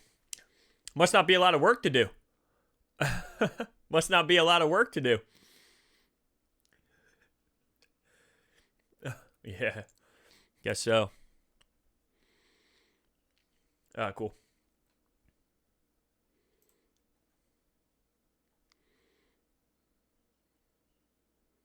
When do we break again? Because isn't Fitz on in 10? Okay. Okay. On the nation's best 4G LTE network, Total Wireless, total confidence. Available at Target. See terms and conditions at totalwireless.com. All right, Sports Bash Live, 97.3 ESPN. So, Mike Gill, Hunter Brody's with me for a while. We can't leave our houses. We can't do anything. Now, Brody, just for full disclosure, I'm in the studio. He's at home. So if we sound a little off or weird, or that's why we're in 2 different spots and probably going to be like this for a little while now. So thankfully, everybody out there is able to listen, engage. We're going to do our best to keep giving you the shows until they basically tell us we can't anymore or we have to quarantine ourselves. You know, we're doing the best we can. Hopefully the show isn't too crazily different. Jason Fitz, our regular guest, all the stuff's going to happen. We're going to do – look, there's a lot of news out there. We were busier yesterday than I can remember in a long time. But the show must go on. And the Eagles, with this Jenkins stuff, if you want to give us a Curb Your Enthusiasm moment that happened to you, send us a text, 609-403-0973. Let's get back out to the phones and hear from you guys out there on this Malcolm Jenkins stuff. 609-573-3776, 609-573-3776. Let me go to Tim in Ventnor. Tim, you're on 97.3. What's up, Timmy? Hey, Mike, I just got a comment for you here. Yeah, man. There's one really good cornerback still out there, and he's been forgotten. He's got some tread on the tire. With Marlon Humphreys and Earl Thomas in Baltimore, Jimmy Smith is available. Jimmy Smith, Baltimore? Yeah, he's a free agent. Quarterback. Corner, right? You're talking about Jimmy Smith, the corner, correct? Oh, yeah, he's a great corner. No, he's okay. He's 31 years old. That's the problem. Well, let me he's an ask older you- guy. And what did Howie say? He wanted to get younger. So now he's going to buck the trend and go and get an older guy. So I agree that he's a good player. I just feel like he's not in the plans of what they want to do anymore. I got you. You agree? He's a good option. Look, Yeah, if he didn't come out and say we need to get younger, now if they got him on like a 1-year deal, maybe, but I don't think they're going to lock him up to this long-term big deal, and he might be able to get that someplace. I like Jimmy Smith. I remember when he got drafted first round that year. That was a guy that we kept hearing about Philadelphia being interested in. All right, just thought I'd put that out there for you. All right, man. We'll keep an eye on Jimmy Smith, Baltimore. Too old. Yeah, I was going to ask you, how do you feel if for right now they go out and get someone at corner for a year or two that is 31, 32 years old? Like, the point of the whole Malcolm thing and being accepting of Malcolm is the age. So how would we feel if Howie then makes a move at corner for a guy who's 31 years old? Now, that's very interesting. And I'm not trying to shoot that guy down like he didn't know what he was talking about. Jimmy Smith's a good player. Absolutely. And I think he would be a nice fit. I just don't feel that's the direction they're trying to go right now. If they said, hey, we got Jimmy Smith, kind of like what they did with Darby last year. 1 year, $12 million. Something to that effect. What did he make last year? Jimmy Smith made, so $12 million is too much. 9.5 is what he made last year. Well, that's so if you got him doable. for 1 for 10, okay, but I just don't think that's the way Howie's viewing this offseason right now. Yeah, I can agree with you on that. Now, I'm starting to think about it. I feel like you can't go into the season with, if Jalen Mills and Rodney Mcleod are your two safeties, you have Sidney Jones and who as the other outside corner? Are you going to try Avonte Maddox? Are you going to try Cravon LeBlanc? Like, you can't do that. So if you the draft is a possibility, of course. But would you rather see Howie Roseman go out and go against what he said and got a placeholder for 2 years at the age of 32 rather than going with just young guys that they are throwing out there? It's a good question. It depends on what stage of free agency they get to and what happens in the draft. Let's say they get to free agency and they wanted Byron Jones. That's obvious, right? They didn't get him. Now, what's the next tier of guy? And they say, all right, this guy's available, but we don't want to pay him. Let's see if he's still available later on in the game.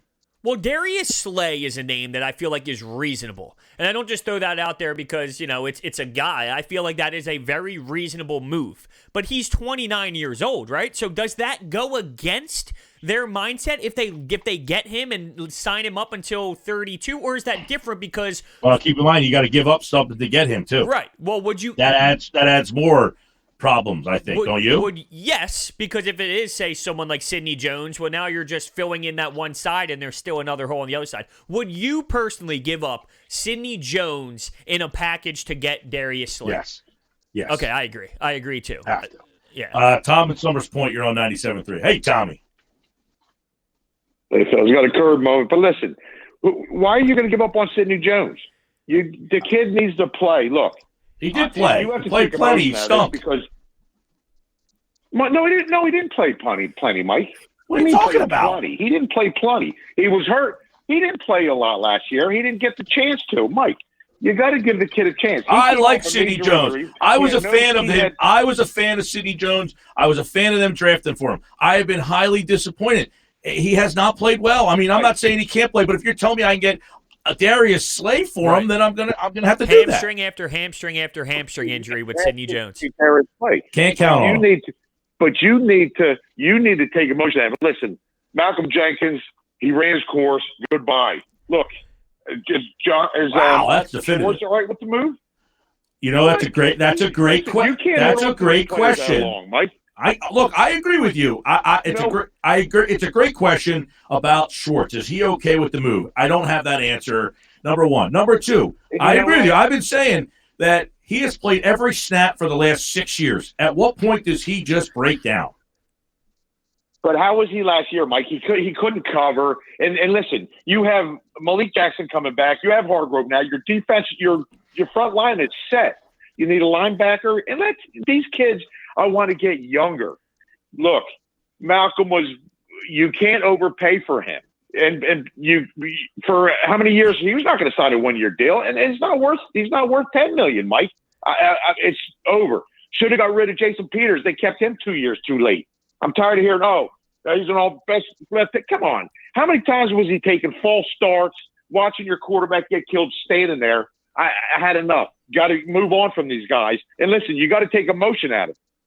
I agree with what you're saying to some extent. The problem is we watch too many Eagles games and not enough of the others, and Jason Peters runs laps around what else is out there. Absolutely.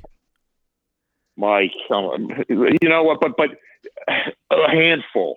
But not a handful. Look, I'm not having a problem with Peters being gone either, but I'm saying I think people we watch the Eagles and he goes off sides here or there, and you're like, man, he stinks. We wasted a year. How many teams do the Eagles play, and how many times do the Eagles? How many teams do the Eagles play? And the main reason why you think that team stinks is because their line is awful and they can't block. But I look at it this way. This is how I look at it. You wasted the rookie a year sitting on it. The kid should have played through it. Well, I think it was a learning experience for him. That's my opinion. By the way, Sidney Jones played 293 snaps last year. Mahomes seemed like he learned sitting on the bench pretty well. Mahomes is a different animal. Come on. Now it fits the narrative. It fits. Mahomes is a good quarterback. All right, so who's the? Well, Dillard could be a good left tackle. I think he's going to be a great left tackle, and we're going to find out, won't we? Yes, but I don't think he played that terrible as he's got in there last year. No, he played okay. And by the way, you just said it. He played last year. He played last year 29% of the snaps last year. So it's not like he wasted a season. He had 4 starts. He played 30%, 29% of the snaps last year. So he didn't have a total wasted year. Spent a lot of money on Peters. You spent a lot of money on Peters, though. Listen, curb your thing.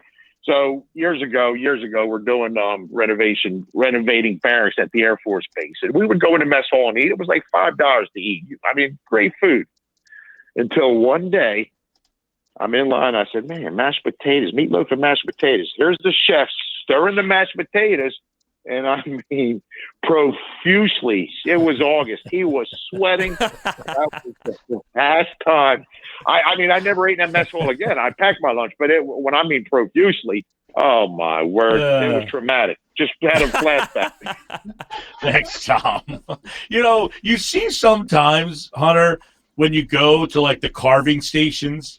You ever see and the guy is standing over top the beef and he's carving it and he's got the drip coming off of his nose and you're like, man, I really hope that doesn't land right on that table.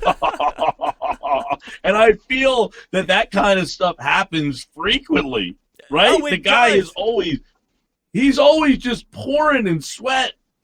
All of these scenarios that we laugh at with Larry are legitimate scenarios. It's just the way that your mind processes it, which turns it into a Curb Your Enthusiasm moment. Well, I'll tell you, the girl with the diarrhea could have been done so much better, I feel like. Maybe it's so not many done better yet. scenarios. Maybe there's more of them. Maybe. I liked how he had the Purell on all the tables.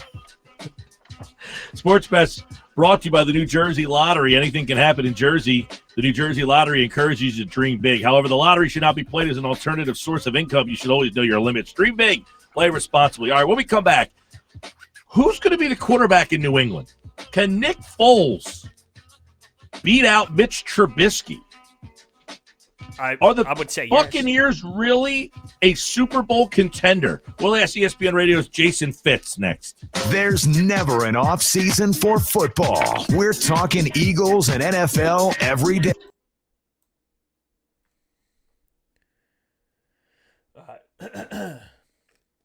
Oh yeah, so my curb moment. We have a gym in the basement here. And like just some dumbbells and stuff like that. And a family member came over to lift today, right? He worked out in jeans. Like, is that not a thing? Like, that's not a thing. I'm upstairs. I'm like, he's working out in jeans. He's working out in jeans. Like, no one works out in jeans. Classic.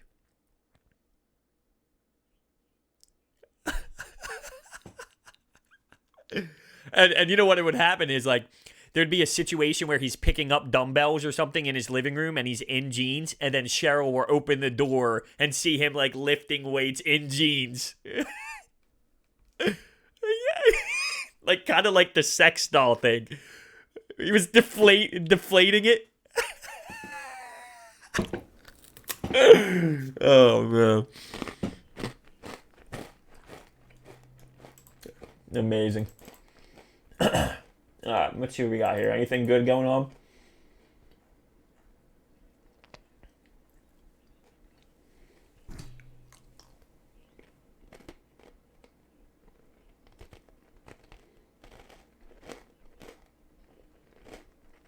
So I'm getting $4,000. Put this through.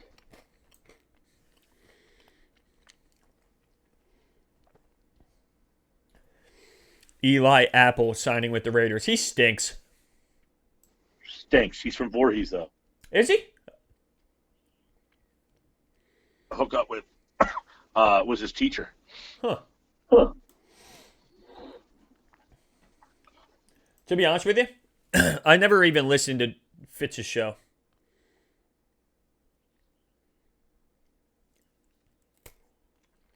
I tweeted it out and tagged you.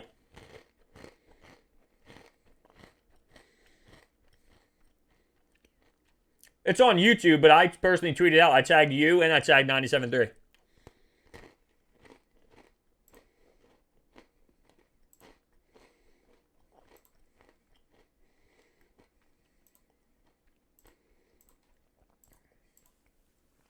Go to Broads81. Yeah. Let me know what you think. Yes, I have.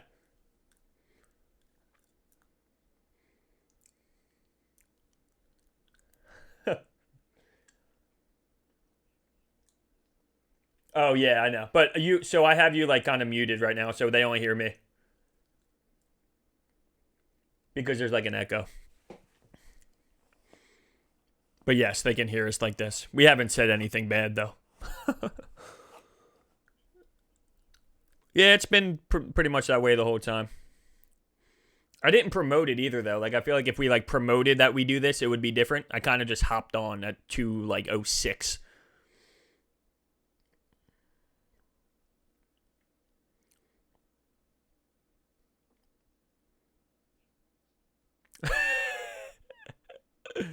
Who works out and cheats? True font released. Official. Would you be able to mute that video you have up, by the way? The YouTube video?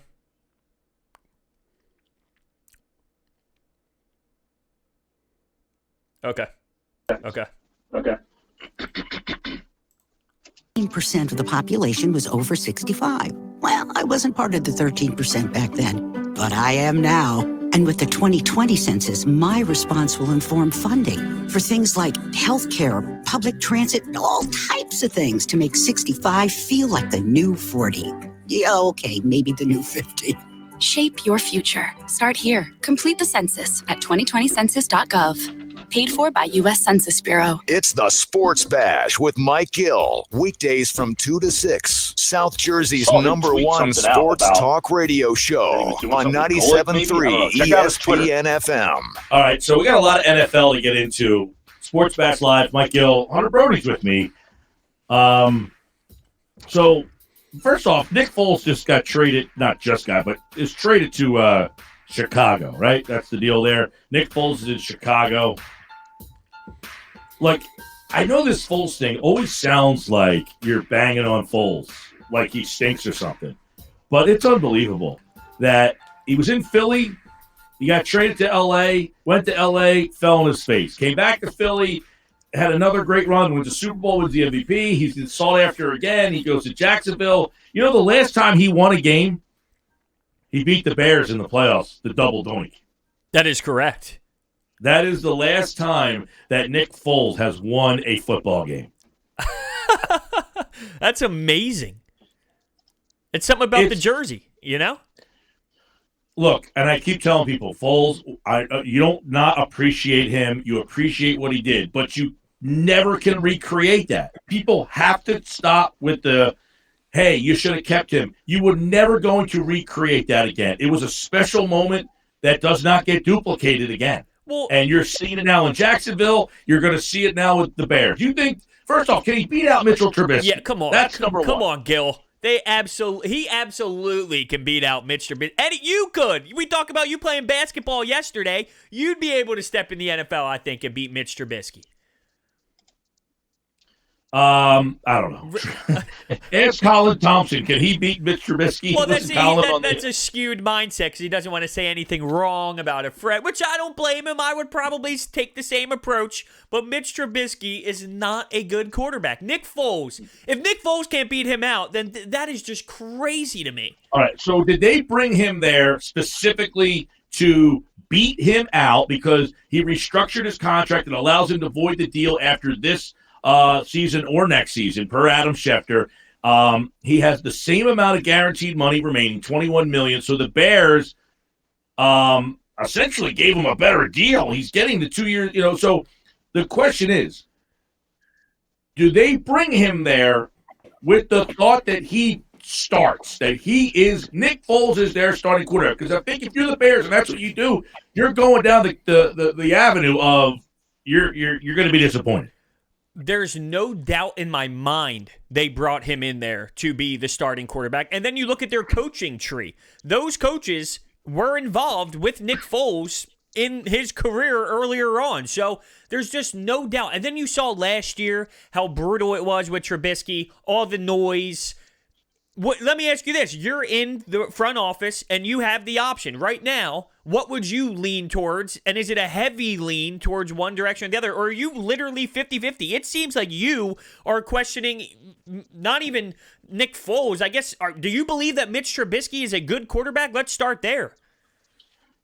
Do I think he's a good quarterback? No. Do I think he's as bad as people make him out to be? No. They went to the playoffs. They were a 2 seed, were they not?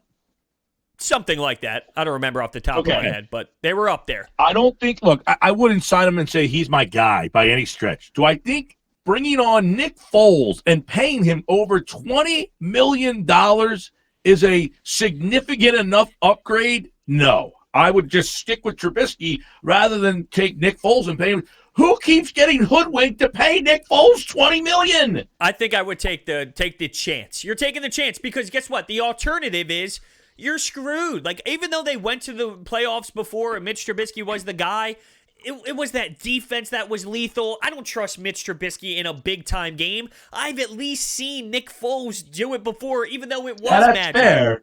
That's fair. If you have a defense and you have Foles, he can manage the game better than Trubisky. I'm not going to argue with that.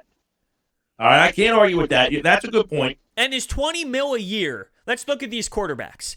$20 million a year for a guy like Nick Foles is not even that bad of a price. If he's going to be your starting quarterback, it's not $30 million, it's not $33 million, it's not $32 million. $20 million for a quarterback that's starting for you, that's kind of reasonable, is it not? Yes and no. I mean, yes, it's the going rate for quarterbacks. I mean, yes. Now, Trubisky this year is only making $2 million. That also helps. So you can afford to bring Trubisky in Foles in for $20 million because your starter doesn't make any money. Right. So between the two quarterbacks, they got what, $22 million locked up? I mean, we got 30 plus in Carson, no? So, Yeah, I'm just to me, it's just if I'm taking a shot, I don't know. Do I bring in Jameis Winston?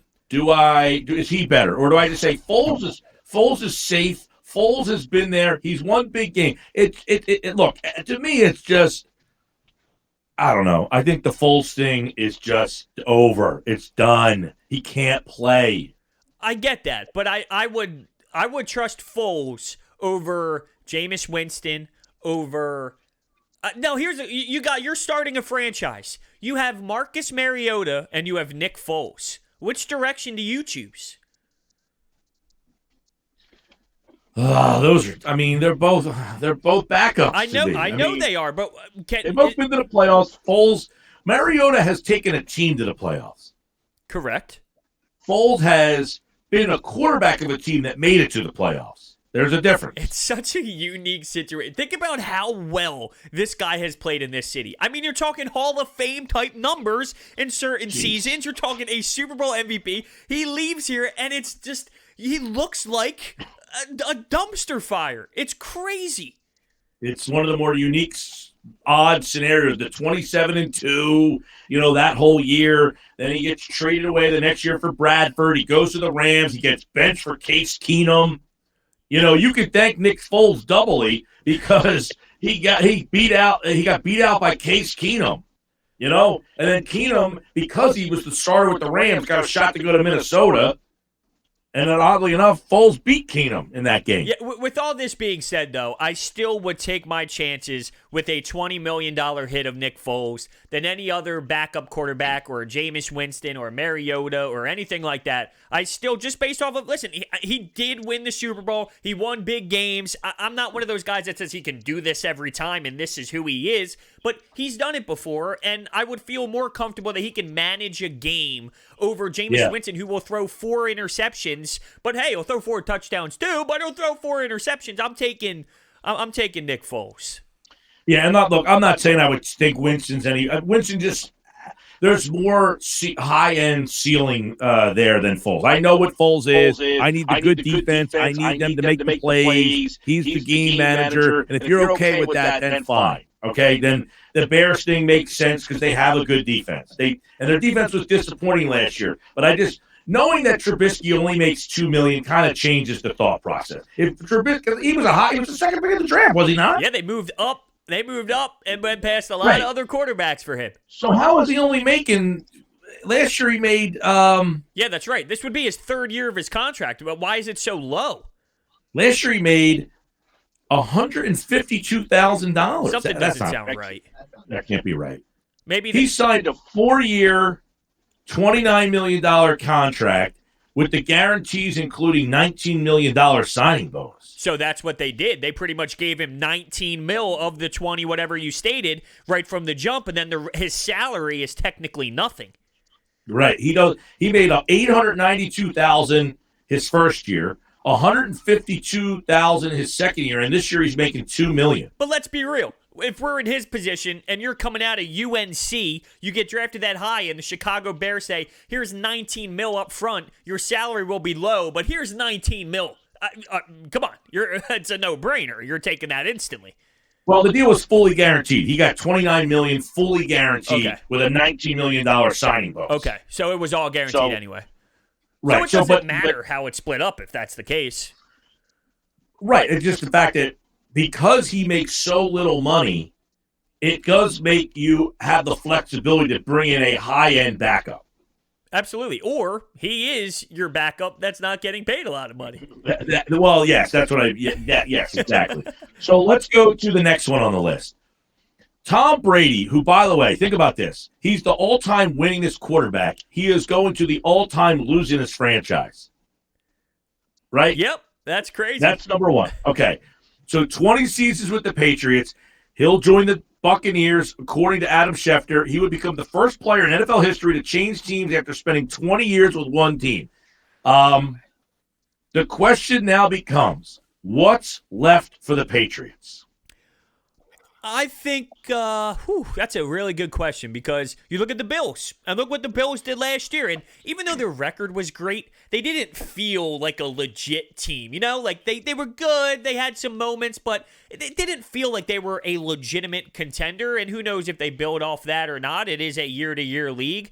I still feel, because Bill Belichick is Bill Belichick, that if they do, and I thought Nick Foles was going to be the guy before I saw the news break today, if they get a quarterback who is a game manager, I think they'll be fine with Bill Belichick in that system. They're going to have to make upgrades, don't get me wrong. It's not like they're going to go back into next season with the same receivers that they had last year, or if they do, they're screwed. But I can still see them winning the division because that atmosphere and that culture, it will be different because Tom Brady is a special type of person. His presence is what it is. It's very unique. But Bill still holds down the fort, and I think it will still have a similar type of atmosphere in that locker room. Okay, but okay. I get what you're saying, but who do they bring in there that can execute what Brady was able to, even though Brady was not the same Brady this year, and they still won the division and made it to the playoffs, and people still didn't want to count them out. If you're bringing in, Andy Dalton? No, I don't think that's the move. Jameis Winston? No. What about Jacoby Brissett? Is he still with the Colts or no? I don't know if he's still with the Colts at this very second, but he lost his job to Phillip Rivers, so that's my point. He was there before. Is that a guy that will work in that system already being there? He is a free agent. Okay, percent. now So, that is yes, a name. You could bring him in. That is a name that stands out to me just based off of him being there before, and there's a comfort level just from it, even if it's short term, just this year. I feel like that's the direction that the Pats might go with. Or don't they still have the quarterback from? Now I don't know how ready he is, but they drafted the quarterback from Auburn in a late round there. Jarrett Stidham. Yes. Now I don't know if he's ready to play. But I know he had a college career that people liked and enjoyed, and I wonder if Bill groomed him to be the next guy. I mean, you cannot be the New England Patriots after this 20-year run and go with Jarrett Stidham. Well, wouldn't the most New England Patriots thing be for them to do that, and he ends up being True. Drew Brees? That's a good point. They drafted him in the 4th round last year. What's to say that, hey, he's not the guy that they found in the 4th round, and look, if you remember Stidham, he had some first-round hype around him, and then he did not play very well at Auburn his last year. But maybe they say, look, this is the next guy. I can't imagine, though, that they just hand over this franchise and say the next step of the post-Brady era is Jarrett Stidham. That's what we're going with. Like, I would have been interested to see if Rivers didn't go to the Colts, if they would have said, hey, we're going to try to stopgap it with Rivers for a year, draft a guy high, and then have that guy take over. Well, that is probably what they're going to do just without Phillip Rivers. It might be a enter Jacoby Brissett here. Now, I wonder if Patriots fans, like, they have to realize that this is not Tom Brady. There is a hole here. What are they going to do until they figure out the long-term plan? If they received Jacoby Brissett, they went out and got him, would fans be upset with that? I feel like if I was put in their shoes, that's reasonable. Let's be honest. What? If you're a New England fan, anybody you get is going to feel like you're upset. Yeah, true. Right? There's not a guy out there right now that you're like, oh, okay, well, we lost Brady, but we got Andy Dalton. We feel pretty good about that. Like, that guy I don't think exists right now. Very true. But to stop the bleeding, you can acquire somebody. And is Jacoby Brissett a name that would stop the bleeding? You're not going to insanely stop the bleeding. I was going to bring up the fact that when Bill Belichick was before Brady in Cleveland, he brought in Vinny Testaverde, who at the time was 30, to take over the quarterback job from an aging Bernie Kosar. So you have to wonder, obviously it's a while ago, but is maybe Belichick in that still the same mode where he says, I may have a young quarterback, but I still prefer to have a veteran no matter who the young quarterback is? I definitely think if I'm Belichick, don't I want to bring in a guy who I think can keep us relevant? Yes, relevant. Perfect word. Yes, I do. And you can be relevant in that division and still win it. Because the Jets, they are what they are. The Dolphins, I know everyone's all pumped about their defense, but there's still a lot of holes involved. The Patriots have Bill Belichick. Until Bill Belichick is not there, it's still a team that can compete. So if you just have a quarterback that, let's be real, and this is no knock on Tom Brady, but we mentioned how he played last season. He played at a pace that was just keeping the team relevant. He wasn't a guy that was being elite and making that squad win as many games as they did. Well, but part of the reason why was because they didn't have very good talent around him. And I'm not saying Brady played very well, because I don't think he did play well. But you're going to bring in a guy who is not going to have very many. I mean, as of right now anyway, he doesn't have a lot of weapons there. Right, so insert Jacoby Brissett or any other quarterback, Andy Dalton, in last year's Patriots roster, and they're winning 6 games, is what you're saying, compared to what they did because of Tom Brady? That's a fair question that I can say. If Brady's not the quarterback last year, how many games did they win? I don't know. What did they win last year? 12? Yeah, that's 12. 12-4. They're going to win 12 games with Jacoby. I mean, Jacoby Brissett, you can make an argument, had more talent with Indianapolis. That is very fair. Yeah, that's right. Yeah, and I am definitely not trying to compare Jacoby Brissett to Tom Brady. That is a good point. He had more talent with Indianapolis, but doesn't it just seem like whatever Bill Belichick does, and that's why this question and this whole scenario is so unique. Is it Tom Brady? Is it Bill Belichick? We don't know. Is it the combination of both being so great that makes them what it is? It just seems like if Jacoby Brissett played the same way in one organization and then he plays the same way in the Patriots, that Patriots team wins 12 games and the other team wins 9. What about Cam Newton? Wow, that is see, I'm one of those people who I don't think he stinks. I don't think he stinks at all. So I don't think he stinks. If he went to Belichick and played there, is Cam Newton an interesting and intriguing enough thing to say they can change their offense to cater to him? Yes. What's a better fit for Cam Newton, though? The Patriots or the Chargers? I think that's another interesting one because they're talking about Tyrod Taylor being the starter there, but they want to bring in another guy. You bring in Cam Newton, he's not sitting on the bench. They do have a top 10 pick. So much to get into next hour. By the way, football at 4 is on the other side. There's some news on Chris Harris and the Philadelphia Eagles. Does that name interest you there, Broads 81? Of course. Yeah? I don't know. Chris Harris? I think so. I think so. You should be excited if they get Chris Harris. That's a game changer. He's a slot guy, I think though. so. He's a slot guy.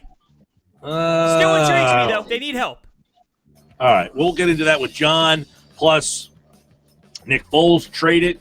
Tom Brady officially a Buccaneer. Who's going to be the quarterback in Tampa Bay?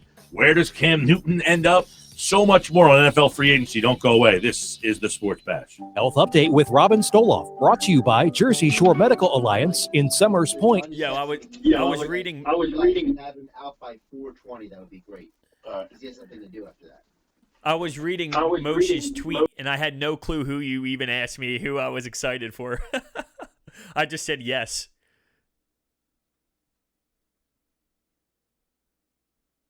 He's just a slot guy, though. That's the only thing that scares me. 30 years old. Okay. Yo, Josh. What happened with Jason?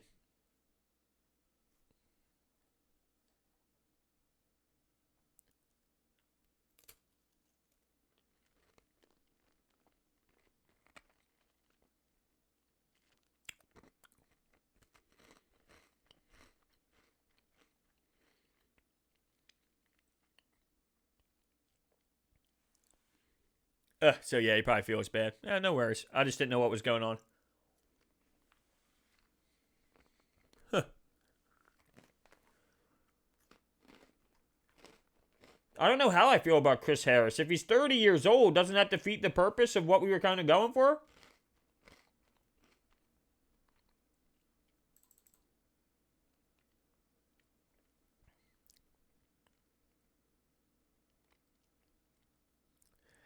I'm just saying, Chris Harris is 30 years old. It's like, at what point is that what we were looking for? Last year, yeah, that was a guy that was talked about at the trade deadline.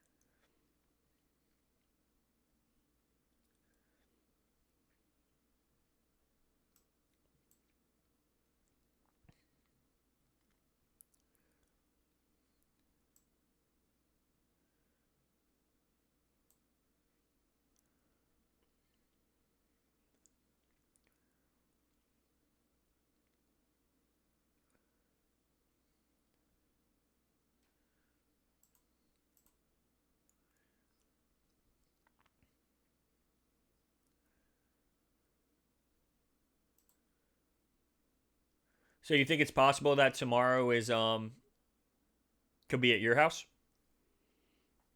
Or we're kind of still up in the air?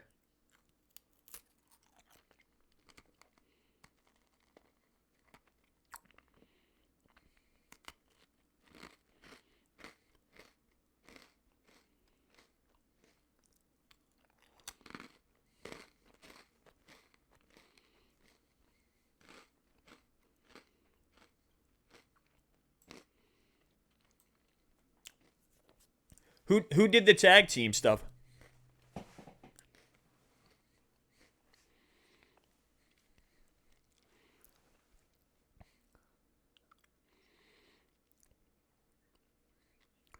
Yeah, I don't know too much. I was like a Rey Mysterio, Booker T. Like, that was kind of my era. All right, and we got McMullen on.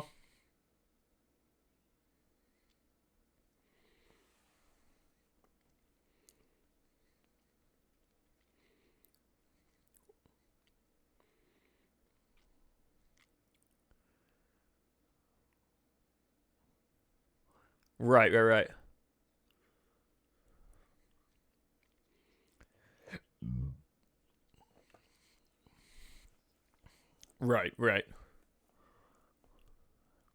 All right.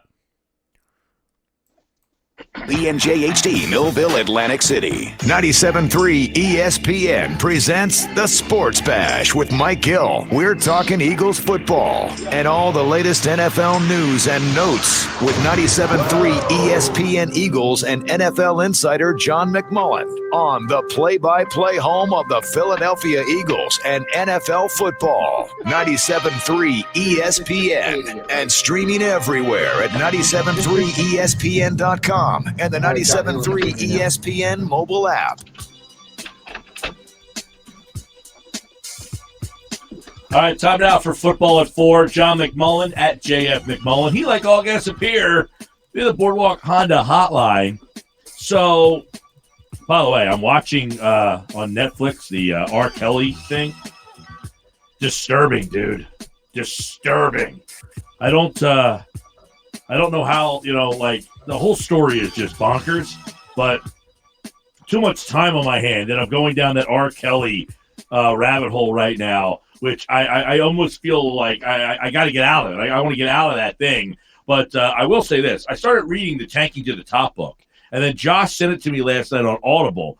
It was such a pain in the ass to figure out how to do the Audible. I finally got it, but it took me like a half an hour to figure out how to do it. And, of course, I'm doing it in bed. It's pitch dark. I'm like, and then it's asking me, I'm like, dude, I just want to hear the book. See, now, like, my mind instantly goes Larry David. Imagine being in the car with you. You start playing the audio book, and I'm sitting there like, what is going on here? You're going to play the audio book in the car. That's instantly how I see it.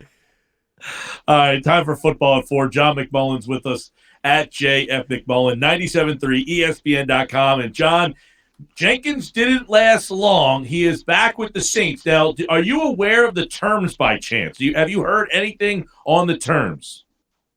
No, I haven't seen the terms yet. I've been doing some other stuff here behind the scenes. A lot of started the new league year stuff coming in. But it's no surprise that New Orleans, I mean, Sean Payton has been really, really clear with us in the past. And he said one of his biggest mistakes as a coach was letting Malcolm Jenkins out of the building the first time. So it doesn't surprise me that now he got a chance for the mulligan and the do-over that he jumped at it, because he has had and has tremendous respect for Malcolm Jenkins. Okay, so what contract would it take for you to say, why didn't the Eagles just do that?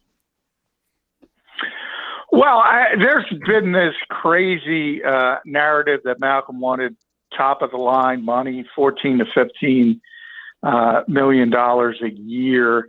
I've talked to him about this a number of times, and he's always understood, at least on the surface, he's verbalized it, that he wasn't going to be among the highest paid safeties in the NFL. He just wanted to be, felt he outperformed his contract, and he wanted the adjustment to be in that neighborhood. So I looked at, where are you between basically almost 8 million to 14, 15 million, somewhere in between. So 10, 11 million.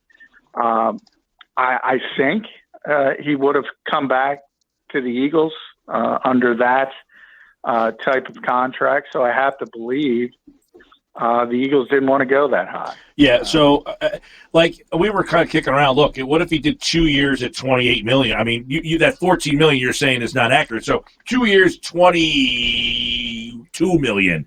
Something like that. Would that have been like, that's still too much, or would you have been comfortable with that? Personally, I would have been comfortable with it. Obviously, the Eagles wouldn't have been comfortable with it. Okay, so you think they were not happy? They were not going to be in that 2-year, $20 million or something like that range? No, I don't think so. It's a very difficult decision, and they made it. And look, I've said it in the past, a lot of the things that made Malcolm great at this stage of his career at 32 are now hurting him. The fact that he never misses a snap. I put the numbers on 973ESPN.com. I forget the exact number. It's like 2,073 snaps over 2 years. Didn't miss one defensive snap over a 2-year period. 5 of the 6 years he was here, he played over 99% of the defensive snaps.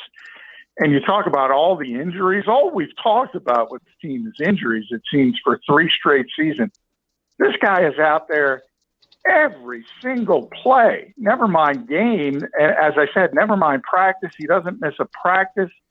You know, one of the underreported things of that whole jockeying with Andrew Sendejo is how much Dave Fipp respected Sendejo. He was the personal protector for Cam Johnson on the punting unit when they cut him to ensure they would get that extra compensatory pick. Who stepped in as the personal protector? Malcolm Jenkins. I mean, this guy did everything. Well, and how much of it, John, is this team has been decimated by injuries. He's the one guy that's avoided it. It's only a matter of time before it gets him to. Yeah, I mean, that's your thought process. And more than that, I mean, you can't legislate injuries. I always say that. I don't think people in the league think of it that way. They don't say you're a ticking time bomb. They don't think Malcolm's going to get hurt. They're not using a law of averages thing. It's more of what I said yesterday, the tread off the tire. He's just played so much, you expect the descent to happen. And to be honest, to be fair to the Eagles, the descent has already started. He's not the player he was 2 years ago. And a lot of that is the toll that's been taken on his body. So it is a difficult decision, and I see both sides of it.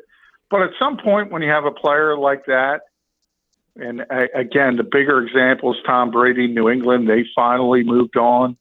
I've talked a lot about guys in baseball. Derek Jeter wasn't very good at the end of his career. But for all he did to the Yankees, they said, you know what? Keep going as long as you want. We've talked about with the Phillies and Chase Utley and Jimmy Rollins, Ryan Howard, how long they stuck with those guys. Sometimes you pay for what's in the rearview mirror. And you kind of understand there's going to be a little bit of a downtick. I thought the Eagles were going to do that. They decided not to. I support the move by Howie Roseman if they continue to go with this whole getting younger philosophy, because that's the blueprint they laid out for the fans and for the organization. But then I look at something like cornerback, and they clearly need help in that area. And you hear the names like Chris Harris, who's 30 years old, Slay, who's getting to 30 years old, Trufant, who's 29. At what point, that's the route they're going to have to go. So at what point is it they are getting younger, and they also need to attack guys who are close to 30 years old? Do you believe that is the proper way to approach this, or do you think that they should go in the draft, get these 20-year-old corners, and put them in, throw them in the fire, and have them gain experience, also like a Sidney Jones?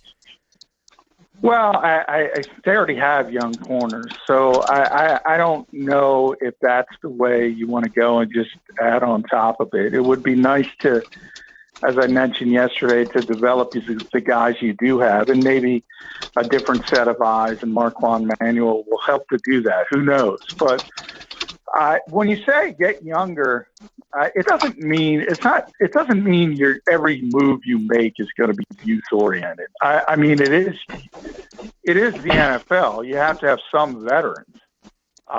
And the Eagles tried to get Byron Jones. They tried to get Trey Waynes. I found that out today, which is not good. They begged out on both because it got too expensive. And, if you get down to plan C or plan D or plan E or whatever it ends up being, well, maybe you don't have valuable young corners any longer, and you have to go in a different direction. So the theme of getting younger is true, but it's also not meaning every single move they are going to make has to be a young player. That's just not realistic.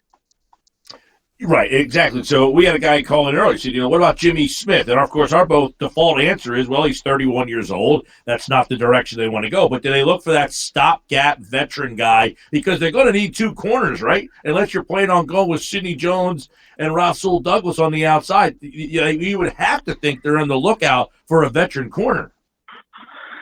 Yeah, I still expect him to bring a corner in, a veteran corner at some point. It may be forced down. And if the market comes down for Chris Harris type, who's still a good player, but is 31, is aging, and in theory is not what you wanted.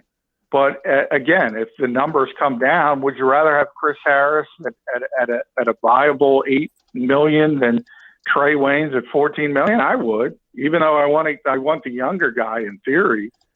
So, sometimes, again, you can have an overall formula and you wanted to stick to it as much as possible. But I often point out there's 31 other teams in this league, and they don't care what your plan is. And they have their own plans, and they're going, in a lot of instances, for the same players. So you're never going to get everyone you want and everything fit perfectly from the plan you formulated in some office. And that's what differentiates the good organizations from the bad organizations.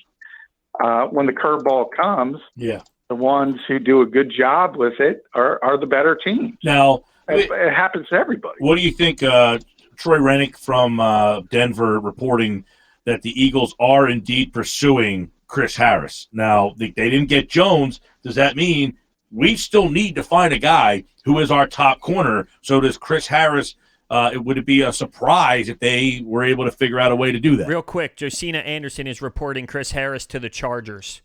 Okay, well, we'll take that out. So I guess that's out of the mix. Yeah, but it is just as I said, and everybody is looking towards the Falcons. Made it official with Desmond Trufant, and he's going to be a post-June 1st cut from their perspective, designated as such in the history with Manuel.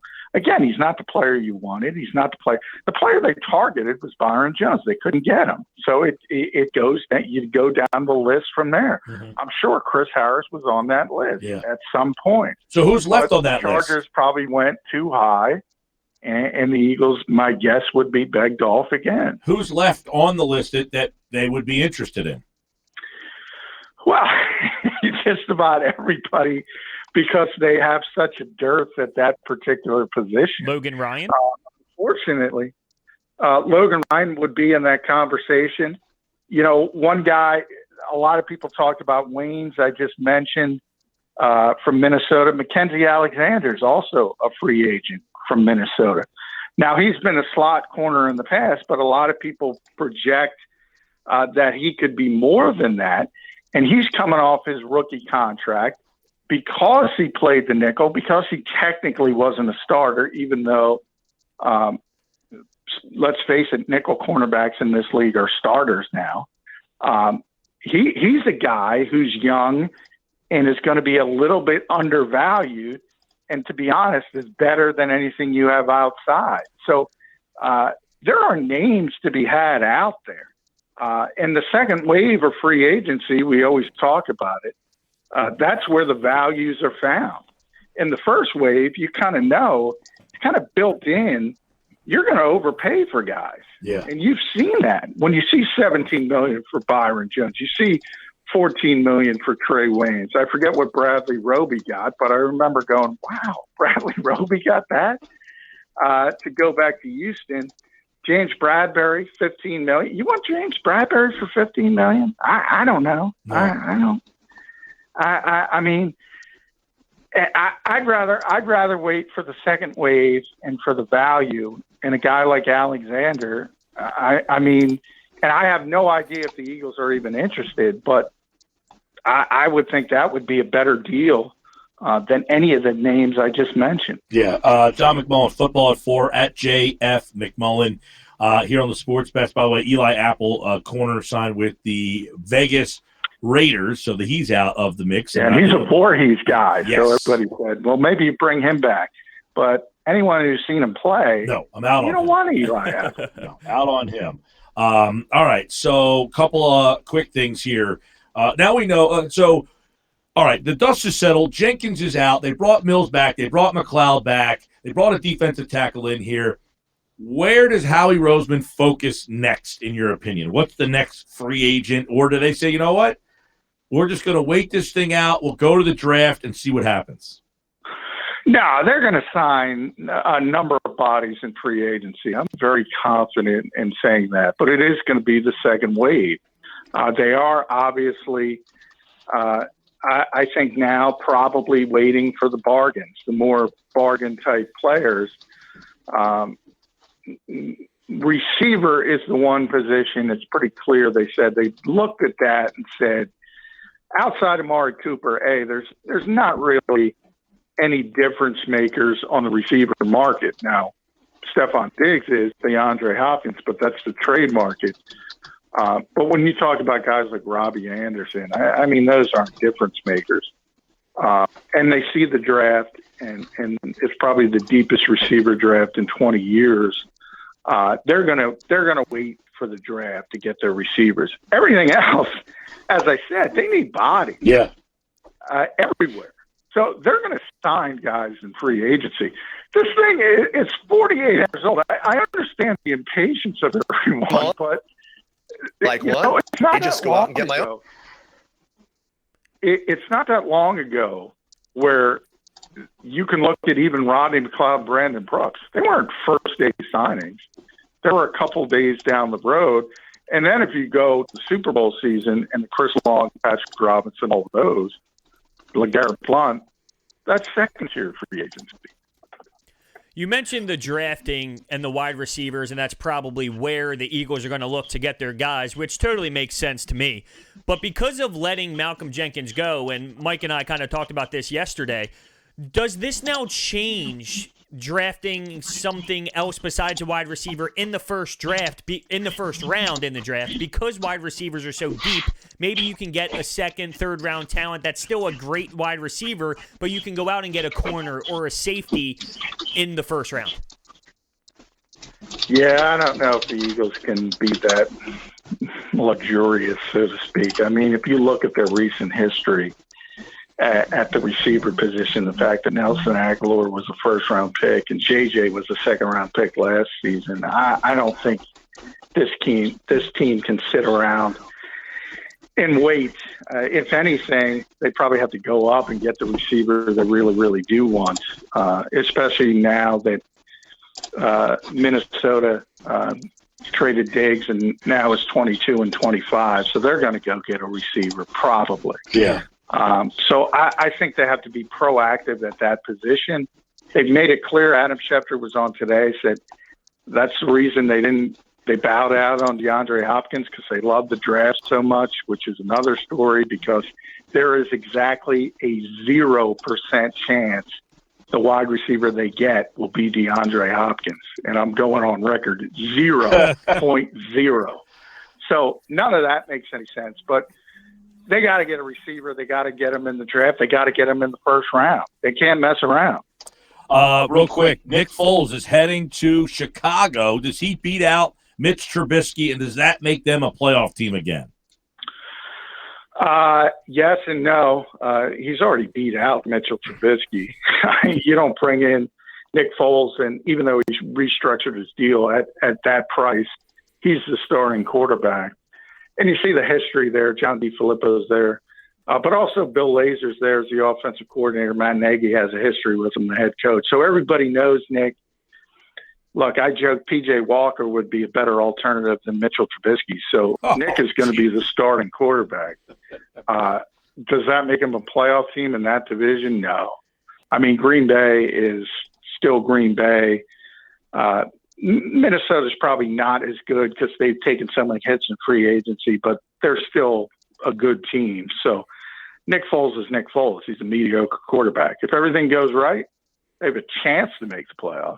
All right, football at 4. Johnny Mack, of course, like all guests appear, be the Boardwalk Honda hotline, and you can follow him on Twitter at JF McMullen. We will find out who is the new quarterback in New England. We'll talk about that on tomorrow's edition and plenty more. All right, pal. All right, thanks, guys. Yeah, Johnny Mack here on the Sports Bash. So we'll keep it here for just a minute or two. See, the interesting part is the lack of interesting names at corner. So they just say, you know what, we'll stick with one of the guys we have, whether it be Sidney Jones, Russell Douglas, let them battle it out in camp. Maybe we can make a trade once we get to camp, and we'll draft the guy in the first round, and that'll be, the one side. Oof. You know? Oof. I don't know how I feel about that. I really don't. But I do think is it Sidney Jones that has you oofing, or is it the Douglas or both? I just feel like it is very similar to this Nick Pivetta, Vince Velasquez thing. How many years are we going to do this? I feel like there's more potential in Sidney Jones than Rasul Douglas, but it to me, it feels like the same thing. Sidney Jones is the Nick Pivetta. There's potential there. We're not getting it out of him. Vince Velasquez is Rasul Douglas. They can't get out of the fourth inning. It's the same thing every time. I guess I'm over the same two guys and rolling with that every single year. That's a fair point. It's like, hey, how many times? Now, let me ask you, like, we had the caller earlier. I like Sidney Jones. I feel it's unfortunate the injuries he has had. But can he be the guy that we're wrong about? Sure, I guess there's a chance. And the injuries, it's like every single play, there's a hamstring issue. There's a hamstring problem. So he's got to stay on the field. And even when he is on the field, he's getting toasted. Now, he is young. So to answer your question, yes, it is possible. He made a couple big plays on, like, the one play that he was in on each game. He was like, where's this coming from? I don't know. It's possible. And that's why it's Nick. He is the perfect example of Nick Pivetta. It's the perfect not correlation, but comparison. That's the word I'm looking for. The perfect comparison. It's like the stuff is there. He has the ability to, but it's not consistent enough on the field. And that's the problem. So if Nick Pivetta gets traded and goes to the Yankees, is he striking out 10 each game and being a third starter? Probably. If the Eagles give up Sidney Jones and he goes to the Patriots, is he going to be a lockdown quarterback? Probably. Yeah, probably. But John McMullen mentioned something that I kind of want to get into. And it was the fact that the Eagles talked to Houston about DeAndre Hopkins, and that's we haven't broached that quite yet, and I don't know if it will anger us to, like, go down that road, or, like, because what they gave up seems minimal. It doesn't bother me, and here's why. The headline that the Eagles talked to the Houston Texans, that's not enough information. If Bill O'Brien is spitting out of his you-know-what and saying ridiculous stuff to Howie Roseman, okay, they talked, but if it's not like Bill O'Brien, and maybe this did happen, and that's the point of having context surrounding it, but if Bill O'Brien and talked to Howie Roseman and said this ridiculous trade scenario, and Howie walked away, and then a day later he sees that David Johnson was the move, well, okay, technically they talked, but that doesn't mean that Bill O'Brien gave him this information on, I'm going to say yes to David Johnson in a second after swapping fourths. All right, we can get into that further. Keith Smith going to talk a little NBA with us later on tonight as well, because the NBA is still hopeful they're going to come back. But after Kevin Durant came down with the coronavirus, I think both of us said yesterday, we don't see the NBA coming back. Think hockey comes back? No, the first NHL player was positive yesterday on the Ottawa Senators. He was. Oh, I didn't see that. Yep, tested. So now someone in Canada has it? Oh, that was me just trying to be a Canadian. That's all I got for it. I thought for sure that Canada had this under control. No one does. Jeez. All right, when we come back, we got thoughts on what Broach just talked about, DeAndre Hopkins. What else? There was something else that was high. Oh, by the way, You have another curb situation that happened to you this morning. I do. All right, we'll throw them out. If you have a curb your enthusiasm situation that has happened to you recently. Now, we had a couple of calls earlier that were great. The guy who said he had the energy drink, and the lady said, hey, you know that's bad for you. And in the same breath, she ordered 2 packs of cigarettes. I don't know if we can top that one. Back with more Sports Bash Live, 97.3 ESPN, free mobile app. Turn it on. Leave it on. The Sports Bash on 97.3 ESPN. Can you take it out of my earphones? You boast about deals. Thank you very much. What was I going to say? Can you speak real quick? Okay, so hold on. I changed my settings real quick and I lost you. Can you talk now? Every once in a blue moon. I got you.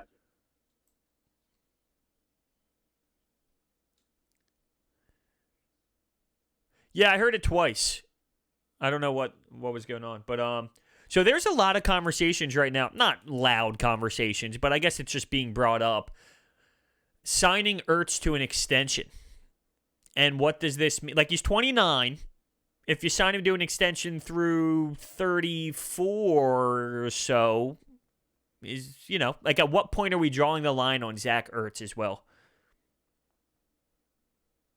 It's just, it's nothing crazy that's like being reported to that level. It's just conversations between friends, and I see like some things on Twitter about it, but it's nothing like crazy. I just thought it was an interesting conversation.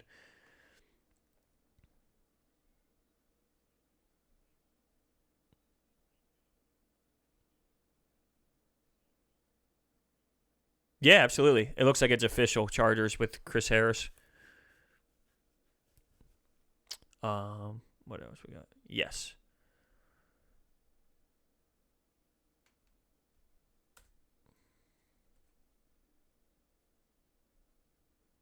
And we take this to what? 4:45? Okay.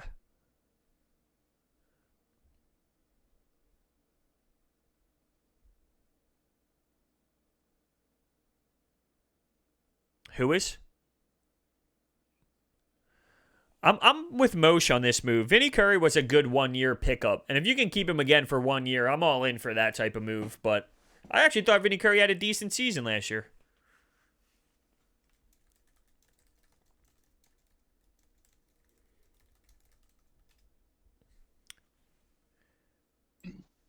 Yeah, you would. You would. You would have to replace him. You would have to replace him. With who? With who?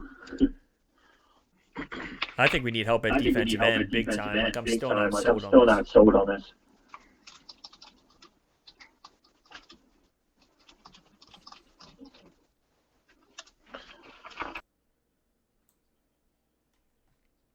Cool. It seems like this YouTube thing is a hit too. I just went with it right off the bat. So like, there's some technical things we can totally work on with it, but even like imaging and stuff, having 97.3 in the background or anything, I'm just spitballing, but it seems like it's doing well.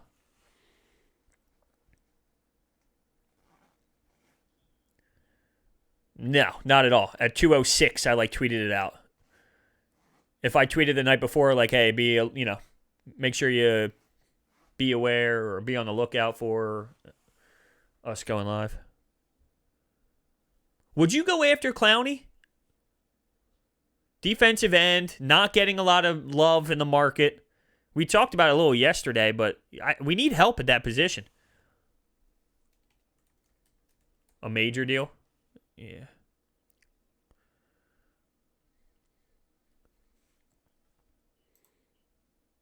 Maybe that helps the Birds. How much time we got?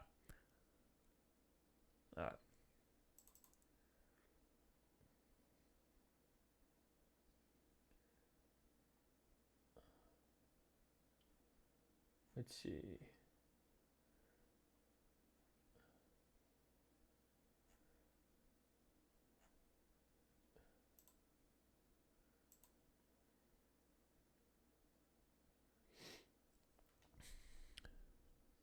Okay. And it has the most standard safety features in its class. So, no compromise then. Okay. Refuse to compromise with the all-new Nissan Sentra. Word segmentation 2020 Sentra versus latest in-market economy compact class competitors. See owner's manual for safety information. Availability of features vary by vehicle model year, model, trim level, packaging, and options. Base models compared based on manufacturer's websites. All right, Sports Bash, 97.3 ESPN. I'm Mike Gill. Hunter Brody's with me at Rhodes81 on Twitter. I'm at Mike Gill Show. You can follow us there. Also, YouTube channel, so you can check us out there as well. We'll retweet the link from Brode's Twitter account. Of course, you've heard Hunter. He produces the Locker Room with Billy Schwein. He produces the Pete Thompson Show. He produced the Countdown to Kickoff Show. You'll be hearing more of him on Sports Bash. And I tell you, all the stuff that's going on here is like the Jenkins stuff is still like wild to me how this all went down and he ended up with the Saints. But this DeAndre Hopkins stuff is like, okay, they made a call. They were interested in Hopkins. Like, how did that fall apart? It's like, how did you get on the phone with Bill O'Brien? And after watching what they gave up or were got in return, how did Howie Roseman not beat that deal? Well, that's why I think it's unfair to just assume that Howie messed this all up. Like, there is clearly a disconnect between Bill O'Brien and the rest of the league when it comes to what DeAndre Hopkins is worth. So just because they talked, that doesn't mean it's essentially Howie's fault he didn't get the job done just based off of the deal that they got back in return. And I'll relate this to, and I know it's a little bit different and it's a little out there, but to Jimmy Butler in the podcast. Just because Jimmy Butler doesn't like that no one speaks in film, it doesn't mean that's the only way film should be worked out. Like, because Jimmy Butler likes talking in film, why does that mean not talking in film works? Well, just because, just because Howie Roseman didn't get the job done after seeing what happened, it doesn't mean it's his fault totally. Well, that's just your point. Because it's not like Reddick was like, well, we always do it like that. It's not like Reddick was like, oh, you were so right. We never got anything out of it. Right, because it seems that Butler was the only guy who seemed to be disappointed by the way that it went. Right, and I never... Go ahead. Because, like, Tobias Harris, for instance, I think they said, was he there? No, it was before Tobias trade, so it was like Ben, JJ, Joel, and Jimmy, or something like that. Okay. Well, Reddick had been in other places. Correct. So it's not as if he said, hey, we're doing this wrong. Like with L.A., with the Clippers, this is the way we did it. Correct. And I hate to be the guy that relates my college athletic experience to professional sports because I understand that pro sports, it's on another level. I do like to relate it to some points because there is a correlation, but it's not totally the same. With that being said, when I played NCAA college hockey, we had film where we would be in our locker room. We had a big projector. Our coach had the clicker. You heard the clicker. You saw the buzzer. He would go over the plays. No one would speak, and then we went out in practice, and then we worked on what he pointed out we needed to in film. That's a fine method. That works. So just because Jimmy Butler likes people to be talking, it doesn't mean being quiet and hearing the clicker is a method that does not work. So I kind of relate that to this. Just because they talked, it doesn't mean that it is the how we screwed this up. Like, there are so many different ways that you need to process all of the information before you just freak out that Howie couldn't get the job done. Yeah, now I didn't really read the whole scenario. I know Schefter must have said something that sparked this whole conversation, right? It was just the fact that they communicated. The Eagles and the Texans communicated about DeAndre Hopkins, and then the Eagles kind of took a step back.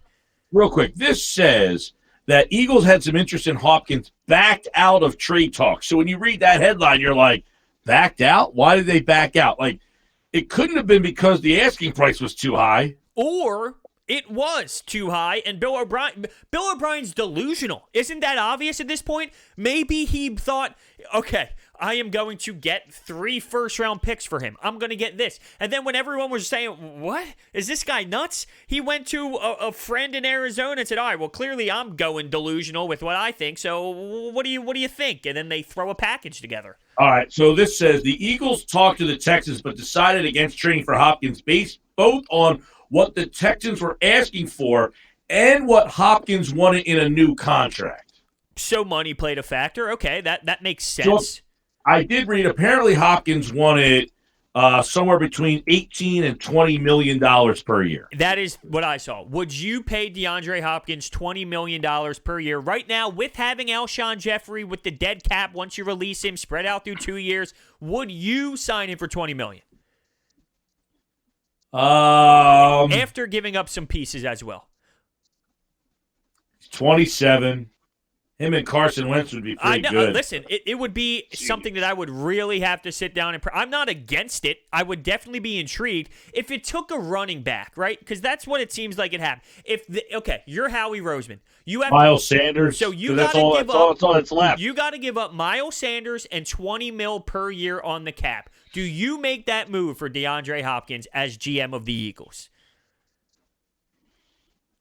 That's a lot more than they gave up. It is, but if that's the asking price, I want a running back, and then you have to also pay the man, which isn't part of Bill O'Brien and the Texans, but your only option is Miles Sanders. What do you do? I mean, to be honest with you, I like Miles Sanders, and I think he could be a stud, but as we've seen, running backs can clearly be rotated around. You can find running backs easier than you can wide receiver. I would have to, I'm not Howie Roseman when it comes to money and when it comes to 18 to 20 mil a year with the cap. But if I'm Howie, based off of knowing the position of running back, as much as I love Miles Sanders, I would have processed that if that was what the cost was. Yeah, I mean, right? It's tough. To give Wentz that weapon, I think would make he'd be a perennial MVP. And we talk about it all the time. Like Eli Manning can't be a Hall of Famer when he was never even in the MVP conversation, right? That's my criteria. Are you a Hall of Famer? You're a Hall of Famer if you were consistently in the conversation as an MVP. You don't have to win the MVP, but were you in the conversation? I think winning it once would help, but Carson Wentz was in the conversation of being an MVP already. He might have won it already. If he has DeAndre Hopkins here, he is constantly in the conversation as being the most valuable player in the league. And I feel like if you have the chance to get him that player, to put him in that conversation, you got to do it. I agree. I just think it's so easy to sit here and not understand what the conversation was, even though we're going to have no way of knowing, so it's all speculation.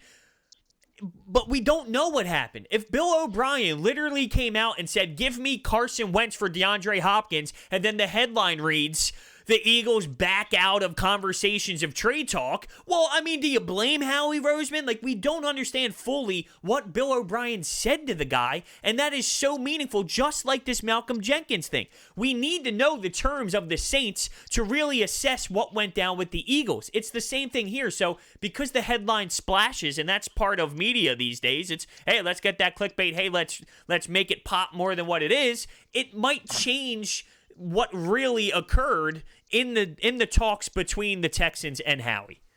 Yeah, no, look, I'm not ripping them for not doing it, but I'm saying if you ask me if that was the deal, and I don't even know. I mean, it could have been less.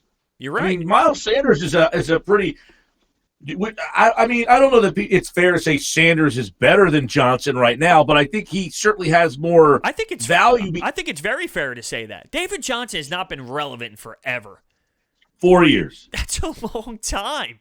I know. No, you're right. I'm saying, okay, Johnson has accomplished more, but it hasn't been for a while. Is that fair to say? But was his accomplishments more than 2 years, if that? No, it was 2016. It was 1 year, and he's still getting picked in the first round of fantasy drafts. You know why? Because one of the whatever league you're in, one of your buddies forgot to be there, and it auto-picked them.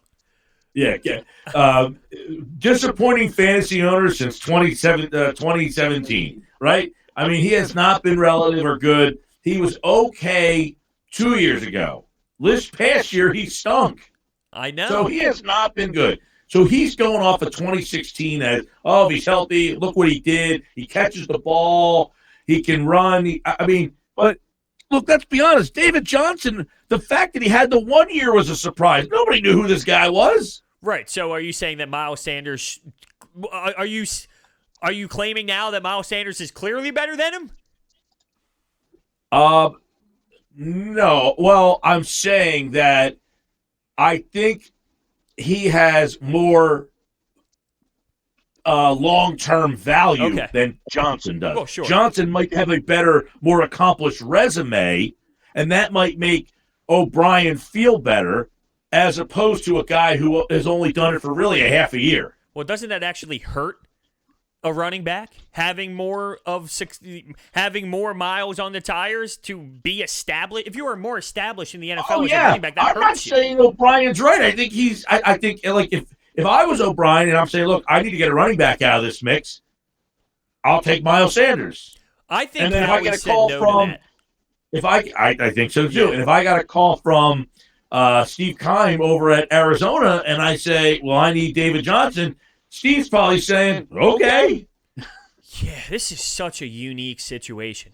I mean, what a dumpster fire of a trade.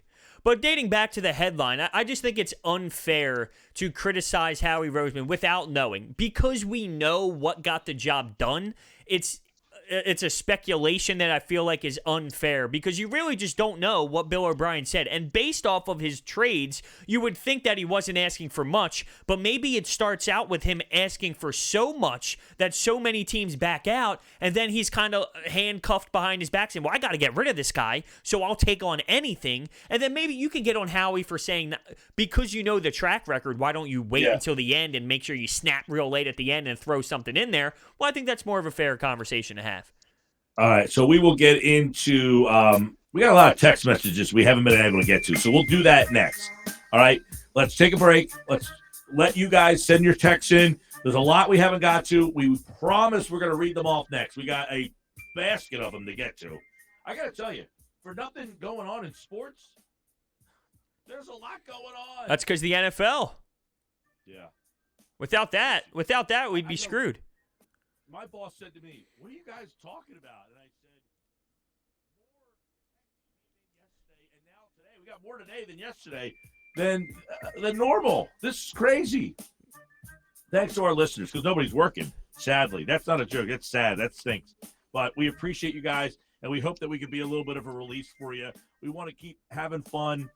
Oh, you had the Curb Your Enthusiasms moment that happened to you today. God, we got to remember that. We'll get to it. Because we're going to have to rank some of these. We'll get to it. All right, Sports Bash Live. We're going to read your text messages off.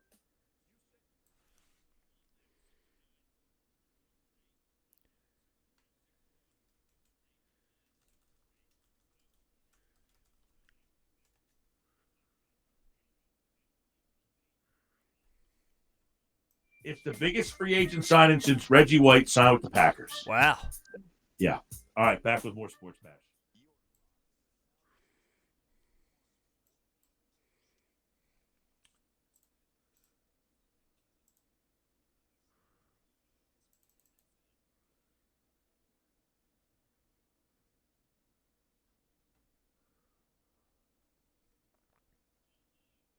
How much time do I have? Okay. I'll be right back.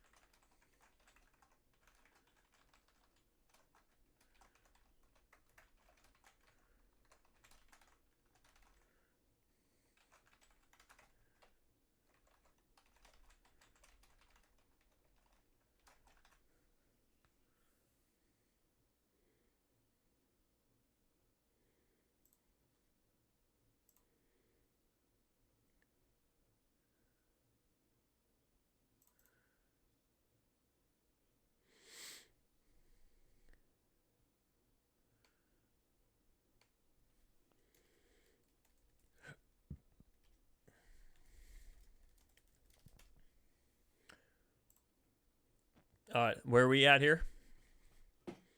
Cool. And this segment is to the hard break, right?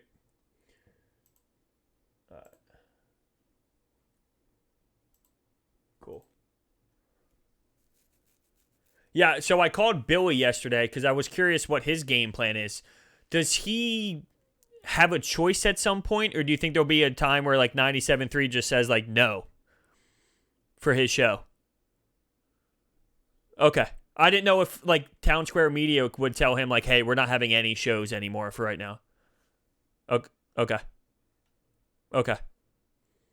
Check us out at stirritupnj.com. Learn more at Xpero.com or download Xpero, that's XSPERO, and support our Xpero partner charities, including Atlanta Christian School, Habitat for Humanity Atlanta County, or The Funny Farm. Xpero, giving feels good. You're locked into South Jersey's #1 sports radio talk show, The Sports Bash, with Mike Gill on 97.3 ESPN FM. All right, Sports Bash Live, 97.3 ESPN. Mike Gill, Hunter Brody hanging out. So, bros, by the way, we want to get the curb situation that happened to you this morning, because yesterday you brought the coffee beans. Your not mother-in-law, but soon-to-be mother-in-law. That's a good way. Yep, soon to be. All right. So your soon-to-be mother-in-law mixed the coffee beans, the Wawa coffee beans. She poured them into the Folgers can. Yes, and that I think that scenario was a little bit more disappointing like emotionally. I was way more disappointed than I am with the next scenario that I will lay out. But I opened up the cabinet and I knew the Wawa bag was there, no longer there, just the red can that used to be half filled. And I put it together. I was like, no, this is a huge violation. So today what happened was... Are the colors different? No. Can you notice the two colors? Yeah. The beans? Yes, one darker than the other, yes. Darker than the other. Okay, so you can definitely tell that the Wawa and the Folgers... Yes, totally two different coffees. Okay, yeah, so what was the reasoning she did this? To save cabinet space. Uh-huh. Yeah. To save cabinet space. I mean, that's just disrespectful if you ask me. Yeah, so what topped it today? You feel that this topped it? No, this does not top it, but it's still like, what's going on here? So we have some dumbbells. We have like a little workout set in the basement. And because all the gyms are closed down, we have a family member coming over and he's utilizing the gym. Fair. I'm not going to say you can't do it. Mine you can't do that. Of course you can do that. I walk downstairs, because this is where my recording studio is, and he's working out in jeans and dress shoes. Jeans and dress shoes. Now, like loafers, we'll go with like Sperry's, nice looking Sperry's. Wait a second, like a dockside, like a boat shoe? Sort of. What's he got on? Like, does he have a shirt? So just a white tee, because his work shirt he took off. So white tee, jeans, and then like nicer shoes. Was he on break? He has work after this. Yes, it was sort of like a break concept. But here's my thing. You clearly bring up, you're going to the gym. You bring a pair of shorts. You bring a pair of shoes. You bring a change of clothes. You don't just go for, and I mean, I'm hearing weights bang, like he's deadlifting, like he's doing some workouts. This is no casual, how do you do? Now, Josh, what would you do if you were at the gym and you saw a gentleman working out with jeans and like a pair of loafers or boat shoes? I would go up to him and ask him, what is he doing? Wow. So the way you would literally say, what are you doing? That is a high-level violation of the gym code. See, I also brought up, like, this guy works out, so I am told. I initially I see this and I go, does he work out? Does he work out? Is this a, hey, or is he so he's choosing to work out in your basement because the gyms are closed? Right. He claimed. Right, that's why you're not allowed in the building. You got this guy coming to your house. I don't need you in here. And the way who knows where that guy is? So the way that I see this all coming in full circle in a Curb Your Enthusiasm moment is, I would complain to my family that this person is working out in jeans. At the end of the episode, he leaves my dumbbells in the middle of the floor. I come home from work in jeans. That's also a violation. I pick up the dumbbells in my jeans, and as my family member comes home to see me with both dumbbells in my hand as if I was working out in jeans. Yes, that's a great ending to it. And then the music would play. You complain. You're complaining that he works out in jeans and then he leaves him in the middle of the floor. You pick him up, and then here comes your mother-in-law, and she's like, "What are you doing?" Yeah, and the music starts playing. I give the look with the shrug. Yeah, absolutely. Yeah. Oh my God, it's hilarious. The fact, though. Well, so what's worse? I don't know what's worse, the jeans or the dress shoes. Yeah, I think know. the dress shoes are worse. I agree. Yeah, I don't know. So if he was, I've seen guys. If he was in Nike shoes, are we changing how bad it is? Well, originally you told me the story and said there was a guy wearing jeans, and I was like, who the hell wears jeans? You didn't mention the shoes. Like, if he had Nike sneakers on and he was lifted with jeans on, like, I think I've seen that before, but you're like, dude, like, have you showered? I've definitely seen that before. I've seen the dude who shows up at the gym in the wife beater, the jeans, but he's got a pair of, like, gym sneakers on. Right. Like, he does have a pair of, like, kicks that are gym appropriate. This guy's wearing a boat shoe. No, it's not so much a boat shoe, but it's not a legitimate. Said Sperry. Yeah, but Sperry have shoes that aren't as. That's just like the genre. They have like nicer shoes that aren't boat shoes. It wasn't like. Wait, so it's not like a black leather like shoe that you would wear with like a suit pant. No. We're not going to that level. All right, give him some respect, will you? It's still not sneakers, though, right? Correct. Right. It's not a rubber sole. Yes, correct. It's a patent leather, like, look, I don't know. I mean, is it the classic Docker that everybody has, or that pair of Clarks that everybody gets at, like, Marshall's because it says Clarks, and you think because it's Clarks that, hey, I'm kind of cool, but everybody else has the same pair? Yeah, we'll go with it's similar to that style we're going. That's amazing. But, yeah, I think it would be that whole scenario would just be totally cursed. What would be worse? Okay, what would be worse, though, okay? If he had the jeans on with sneakers, but the sneakers he was wearing were the white New Balances with the blue ends on them. The dad shoe? Right, the dad shoe. I mean, that's the Grill Masters. The Grill Masters. Well, at least then he is going out of his way to put on a shoe that isn't a work shoe.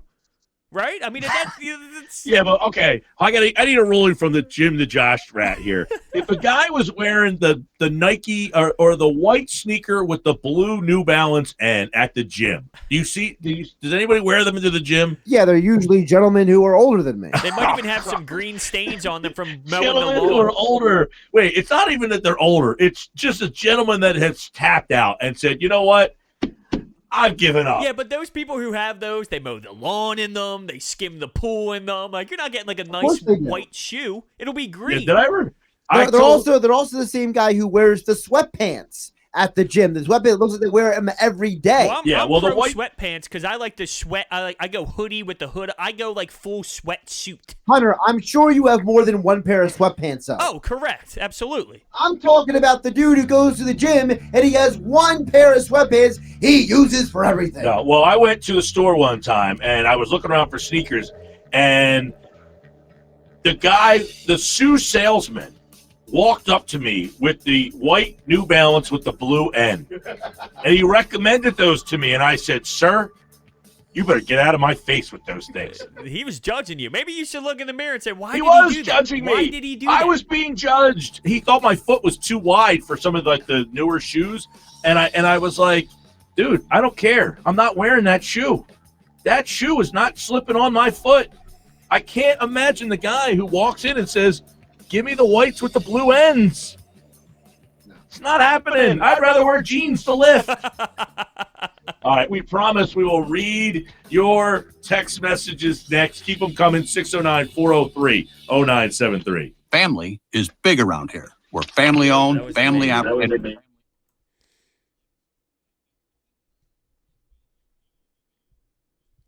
I know. Yo, commercials. Yeah, I know. The shoes are hilarious.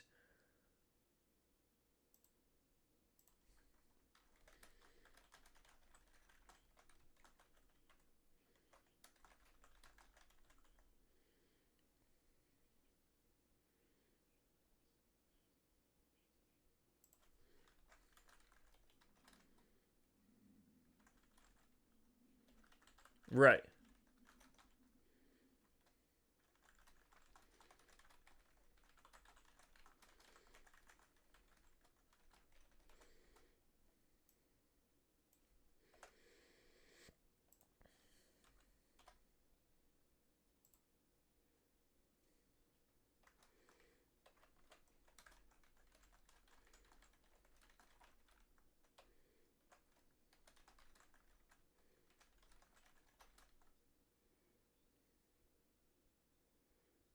Right.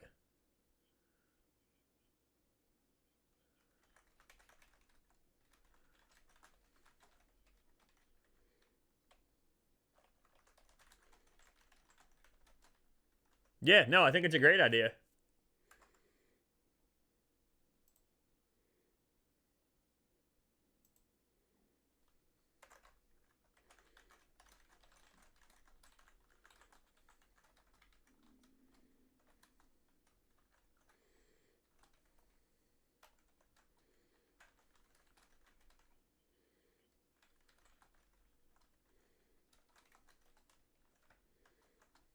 Yes.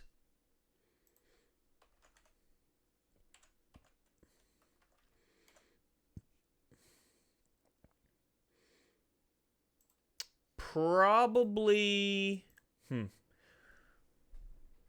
Probably both the same, to be honest with you. Me and Billy would probably like fight more.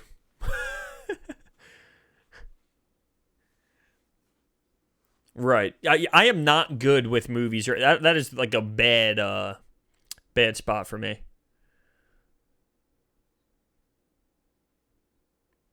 Correct.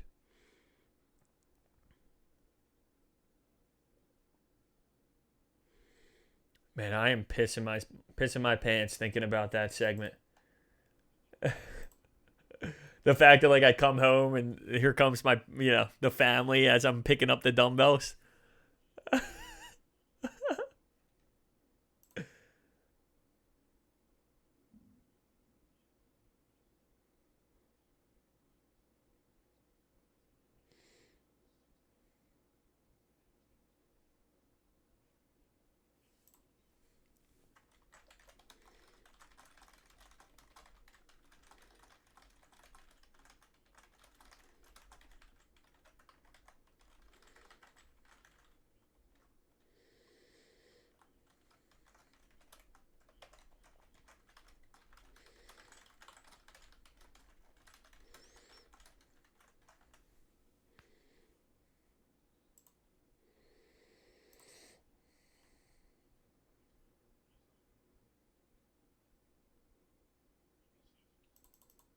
Cool.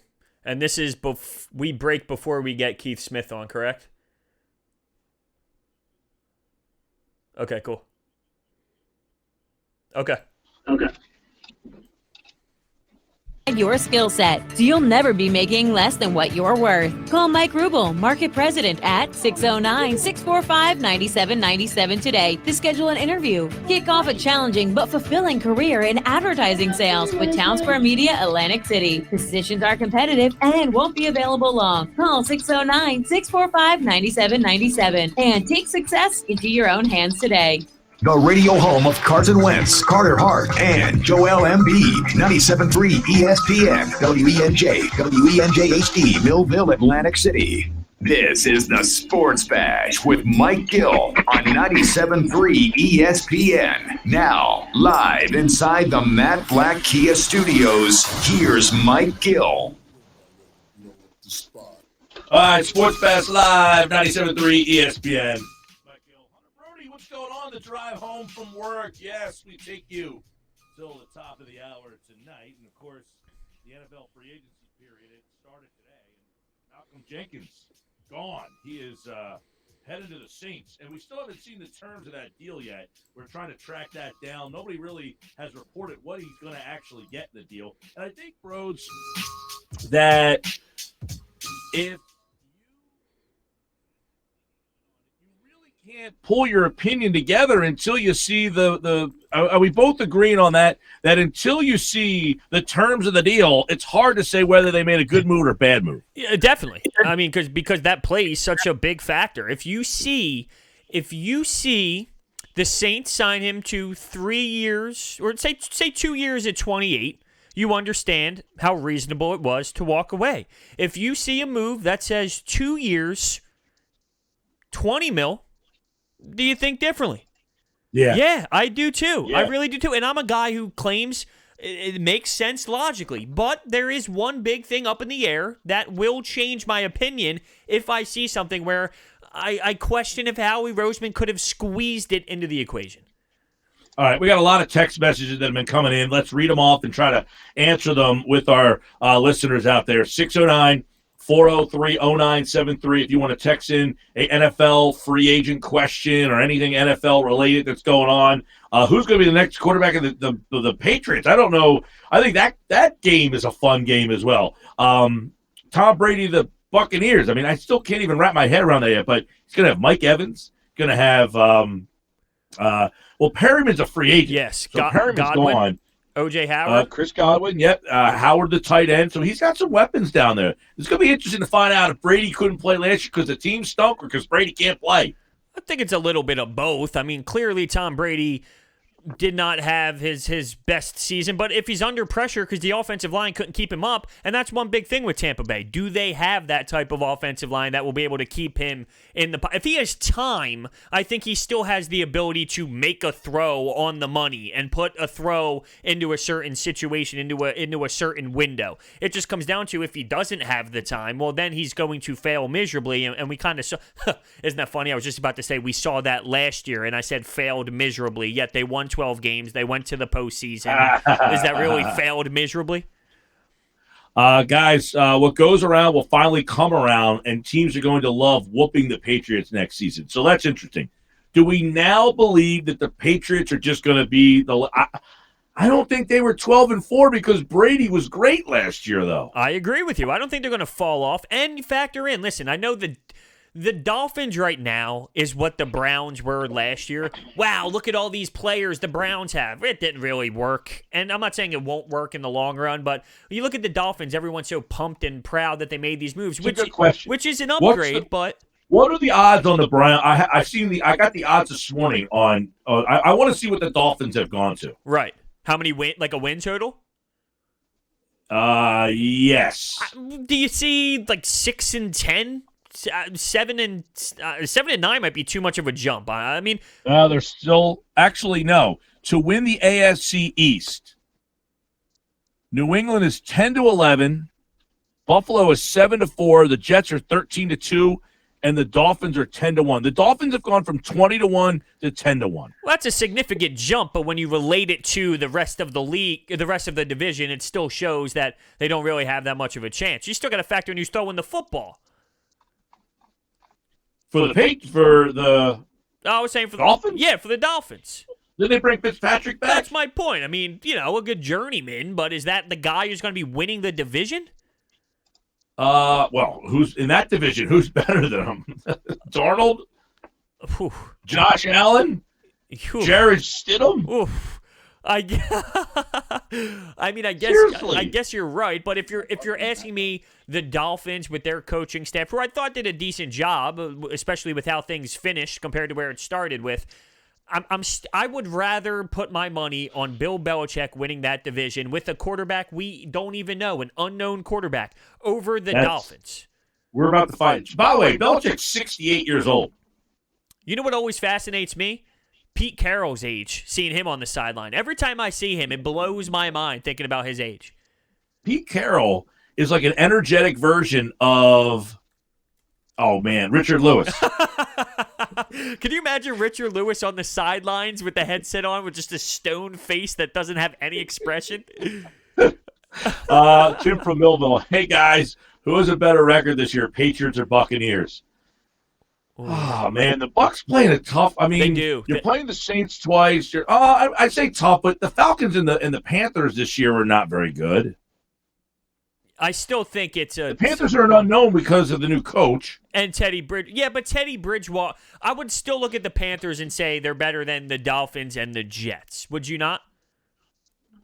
I mean, it's sort of an unknown, but I could speculate that they probably will be better than them.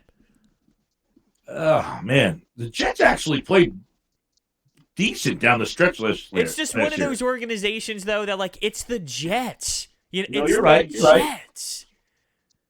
Right. Let's see. Some more text messages. 609-403-0973. Guys, what McMullen was saying is basically if you wait till plan B, if you wait till plan C, the Eagles, he must have been speaking text. Yeah. Right.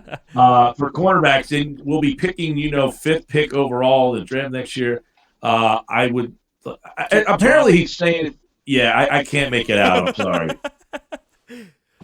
Maybe we'll do that on the commercial break. What he's saying is basically if you wait till plan C, the Eagle I don't know what he's saying. I gotta have to move on to another one. Sorry. Let's see. With the virus being around and the restrictions on the offseason programs, can the draft class really contribute like we hope? Now, that's a very thoughtful question. What are they doing? They can't go to the gym. The players that are getting drafted? Yeah, he's saying with the restrictions on the offseason programs, like all the mini camps and the rookie they're camps still working and the out. OTAs. They're still working out. I mean, it won't be the same as going into the OTAs, but I'm pretty sure I saw a video yesterday or the day before of Miles Sanders and Saquon Barkley working out together in like a park and working on some off-season stuff. If you're going into the NFL this season, there's no way you're not preparing yourself, especially if you're specifically talking about guys who are about to get drafted. I mean, come on. You think they're just going to be sitting on their bums watching Curb Your Enthusiasm? No, I'm not suggesting that they're not going to be doing anything, but the point he's making, I think, is that the world we live in now is these guys are so prepared because they have mini camps, rookie camps, OT, all this stuff. Like the offseason, there is no offseason. These guys are constantly in that building learning, and now they can't. Did the NFL rule anything about OTAs and stuff like that yet? Yeah, they shut them down. Okay, so it is official They shut down all the spring off-season workout stuff. Okay. Yeah, so that's a good question. I don't know how. Okay, so for example, I'll throw this back to 2017 when Fletcher Cox decided to not show up, and we had this huge debate about what type of leader he was. Is this going to affect him? And then the Eagles won the Super Bowl. So I get the logic of, is this going to slow down maybe the start of the season, or are guys going to be prepared? But at the end of the day, I don't think that is the difference if teams end up winning a Super Bowl or not. Malcolm Jenkins didn't show up to voluntary OTAs, and, he did fine last year overall. So I don't know how much of an impact that truly means. Once it starts bleeding more into more training camp stuff, that's a different conversation, I guess. If it starts bleeding real late into August and things like that, yeah, it can totally affect it more. But everyone's in the same boat at that point. Well, remember, too, this happened with Miles Sanders this year, and he was hurt. And, I remember John saying, look, he's not going to probably make the contribution early in the season. And really, he didn't. He didn't really catch on until late in the year. So I think that's what the guy's saying. It's not the veteran player, Fletcher Cox, that we're worried about. It's the guy that you draft 21, 3rd round, 4th round. If you got a wide receiver in the 2nd and 3rd round, and he can't do any OTAs, and he can't come in the building and start getting a jump start on his NFL career, maybe some of the reasons remember back in the day, if you were a receiver, you didn't really contribute to your 3rd year. Now it's like, all right, the guy comes in the league, he can play. If he can't, he can't. A lot of it might be because all the stuff they do in the before they even get to the preseason.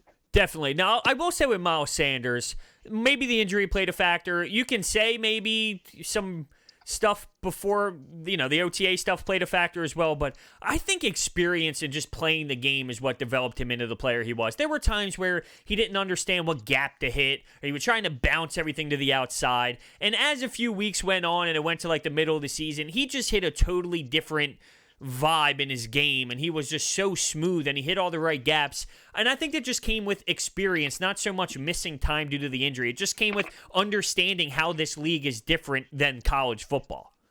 All right, next question. Sidney Jones, full year to mature. I feel will turn out to be the player we thought he was. He had a significant injury, right? And there's no denying that. So it's kind of like Carson Wentz. We just expected Carson Wentz to come back from that injury and assume he would be elite again, and that wasn't the case. So maybe we are wrong by pulling the trigger early on someone like Sidney Jones, and let's pull the trigger and trade him. I don't know if that's right because the injury was so significant with the Achilles, but I don't know if I can put all my optimism in, hey, this is going to work. Sorry, I just saw this text message from Tom in the Villas. He said the last gym I worked out at had a member that was a mailman, and every time he came in, he worked out with his uniform on. Well, this is so. Imagine Larry going to a gym where every time he went at like noon, it would be everyone going from work in all like UPS and then the mailman, and it would be everyone dressed in that So then he changes to 6 o'clock, and then it's like all doctors or something, all dressed up in their uniforms that day or something like that. Everybody in the gym has scrubs on. Yeah. Oh my awesome. God! I'm thinking to myself, like something happening with Larry getting his mail late, and there's the mailman working out in the gym, and that's why his mail's late all the time. Yeah. Well, sort of like the post office guy in this season, right? He gave him. Yes. Similar to that. Yeah. He told him the mail got lost, and the guy was like, "I haven't lost a piece of mail in like 20 years." Oh God! All right, Sports Bash 97.3 ESPN 609.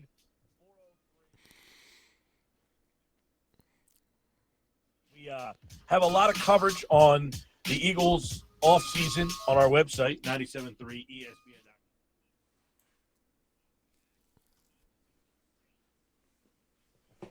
We don't know how much the money or the deal was for. Also, the Eagles have not signed anybody today.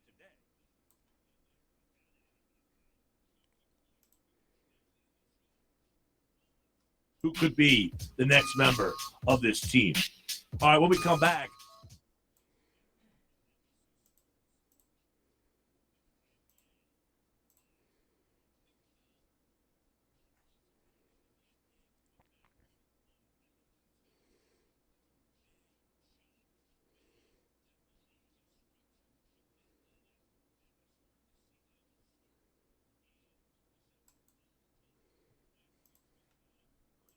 The Sports Bash live on 97.3 ESPN, the free mobile app. It's the Sports Bash with Mike Gill. Weekdays from 2 to 6. South Jersey's #1 sports talk radio show on 97.3 ESPN FM. This March, drive home luxury at Atlantic City. Shop hundreds of your favorite So the Chris Harris news came out. The deal. 2 years, $20 million.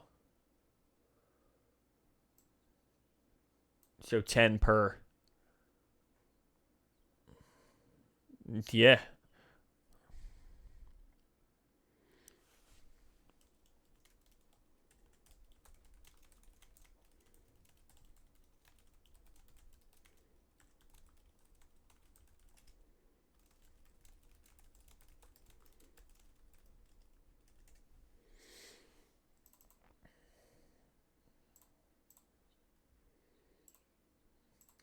I saw Keith's tweet about accepting this NBA job and then everything going down. That's a shame.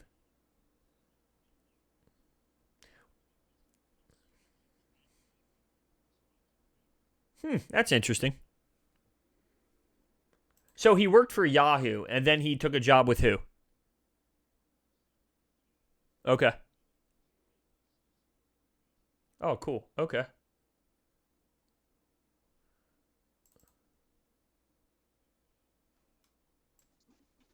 They might both be part-time, but because he has both of them, maybe he gets enough.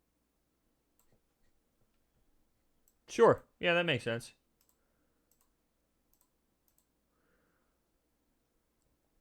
Let's see here. Where do we at? I know, right? Just flies by, doesn't it? And then, yeah, we'll just be in conversation about tomorrow, later tonight or something. Touch base. I mean, worst case scenario, we can do this again if need be.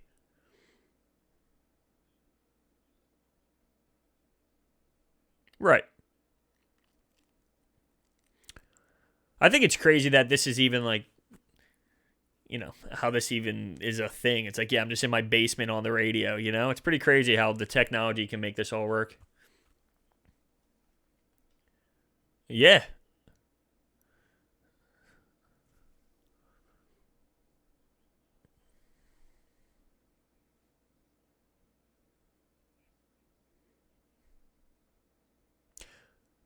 You know something on the radio, you mean? Oh, interesting.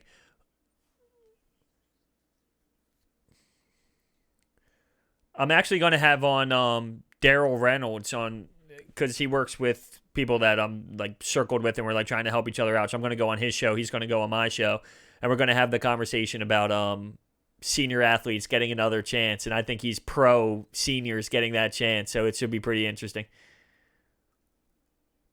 Is that official?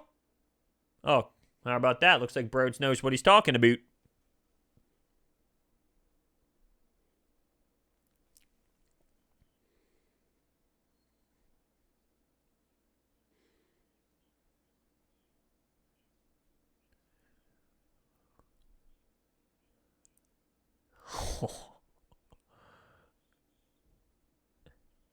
Like Magic and Bird talking about the game, like coming back from the breaks and stuff. Oh, that's awesome. So I totally forgot that tomorrow's Thursday. Those games are tomorrow night. What time? 7 o'clock?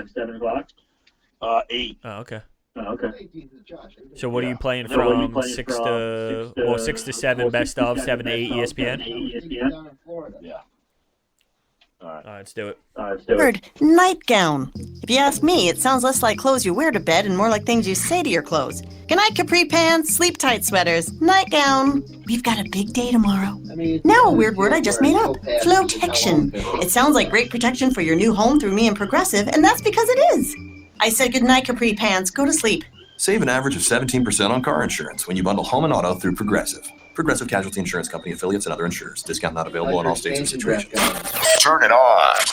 Leave it on. The Sports Bash on 97.3 ESPN. All right, 5:18, the NBA. When will they be back, if at all?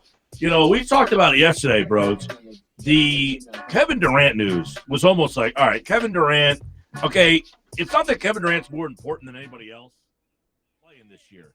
But did that make us feel like this took a whole nother turn to the point that the Brooklyn Nets have announced 4 of their players have tested positive, including Kevin Durant, who had basically the Brooklyn Nets haven't even said who the other guys are. Durant has come out and said himself that he is one of the guys. Did that kind of make you feel like, all right, the NBA is probably just going to say maybe it's not, this year's not happening? The way I see it, you're going to have to prove that nobody has it before that they can make it available for people to play and for people to watch the game. 20,000 people, right? Like, you're going to have to prove that nobody has it after so many people tested positive. So to me, it's Let me ask you this. If the NBA just said the hell with everything, we're going to have a game tomorrow night for charity, 20,000 people. You think people would show up or no? No.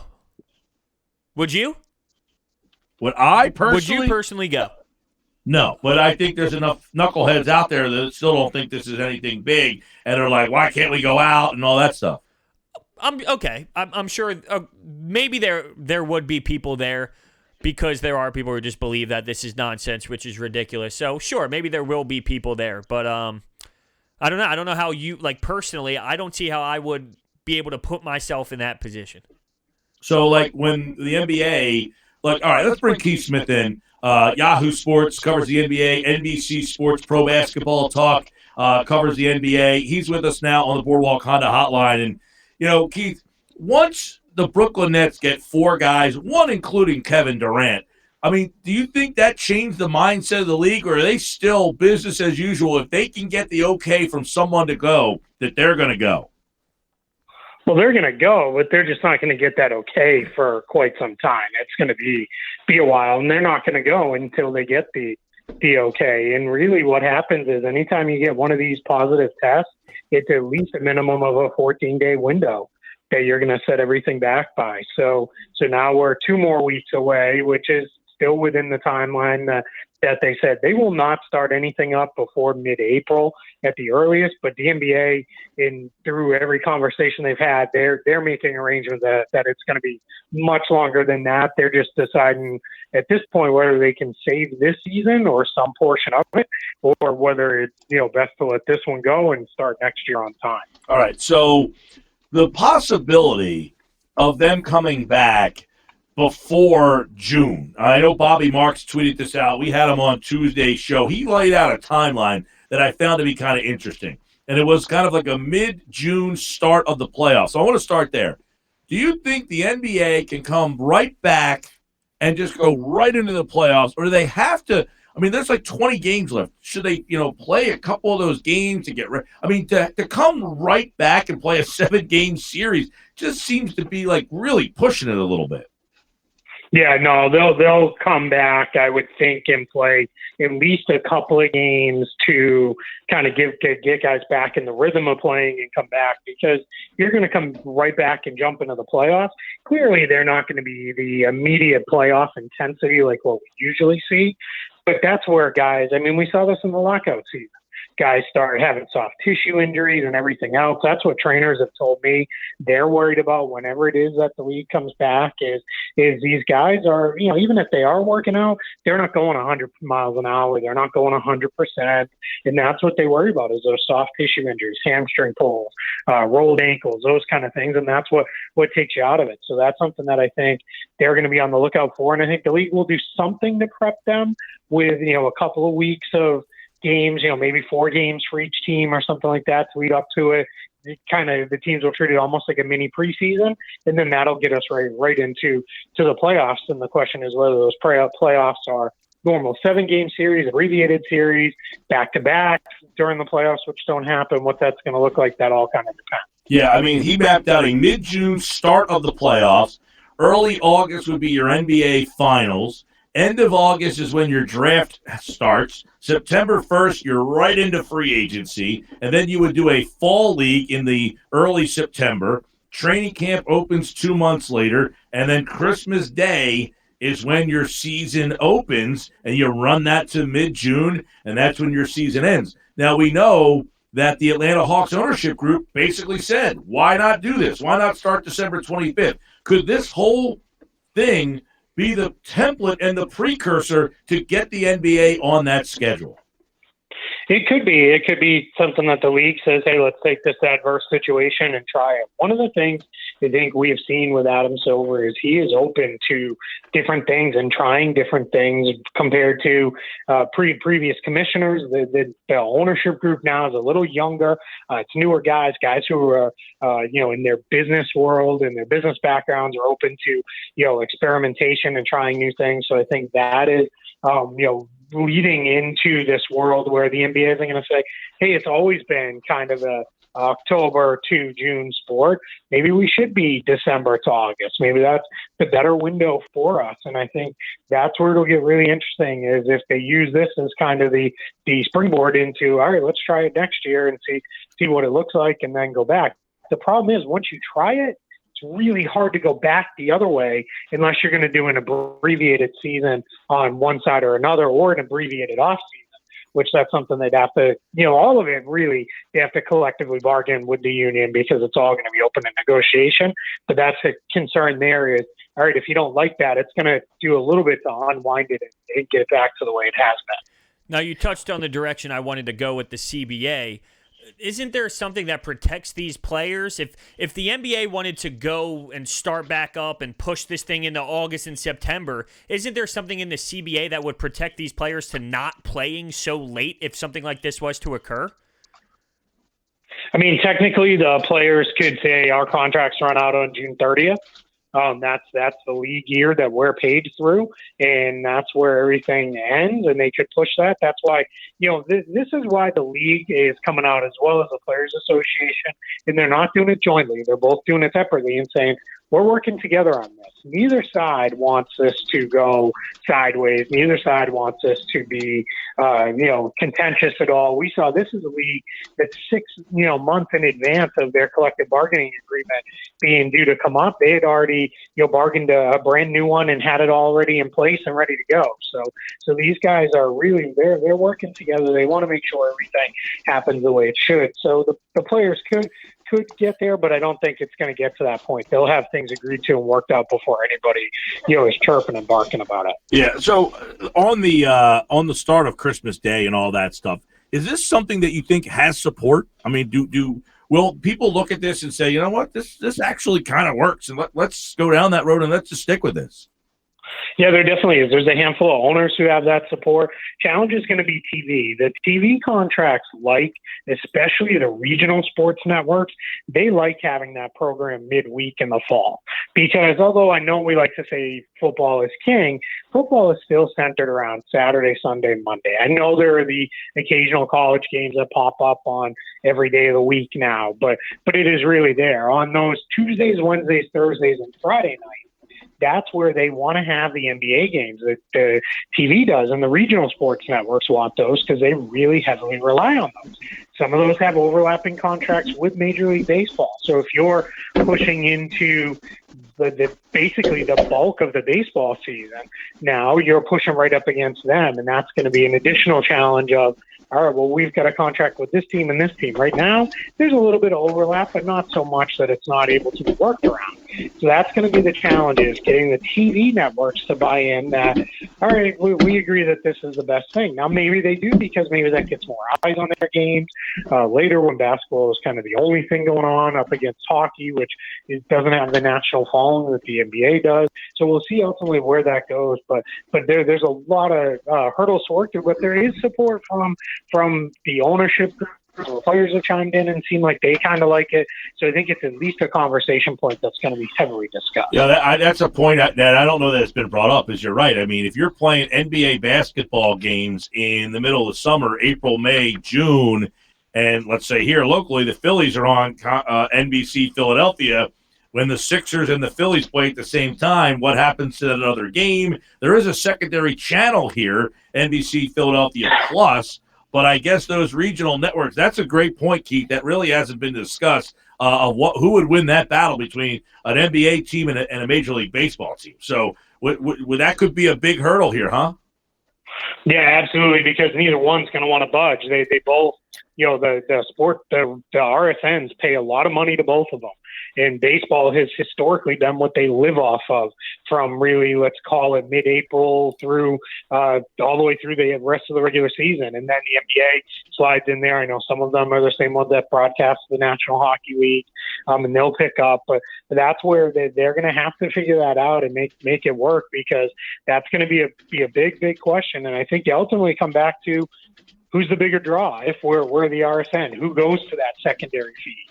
Who goes, or do you put it on? I know some of the channels where they have overlaps, they put it on a local channel. There you'll see it pop up on like a channel 9 or whatever it is, something like that. So that's going to be something to really keep an eye on here, because they're going to have to figure that out. Keith Smith, Pro Basketball Talk, NBC Sports, Yahoo Sports, NBA, with us here on the Boardwalk Honda Hotline.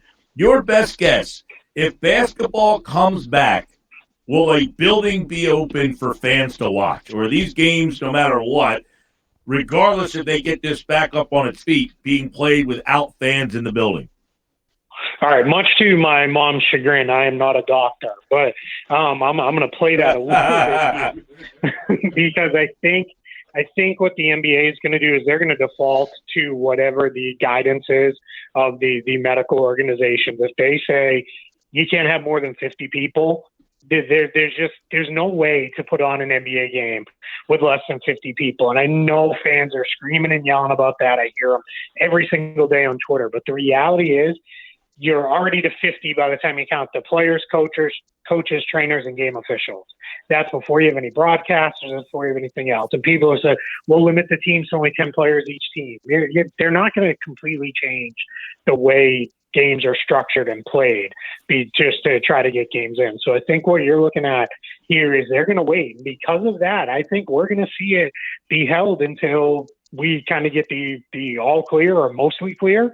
I think what you could see is if there's still a couple hot spots in areas where those teams play their home games, maybe those teams are asked to relocate and play somewhere else that's been given the all clear.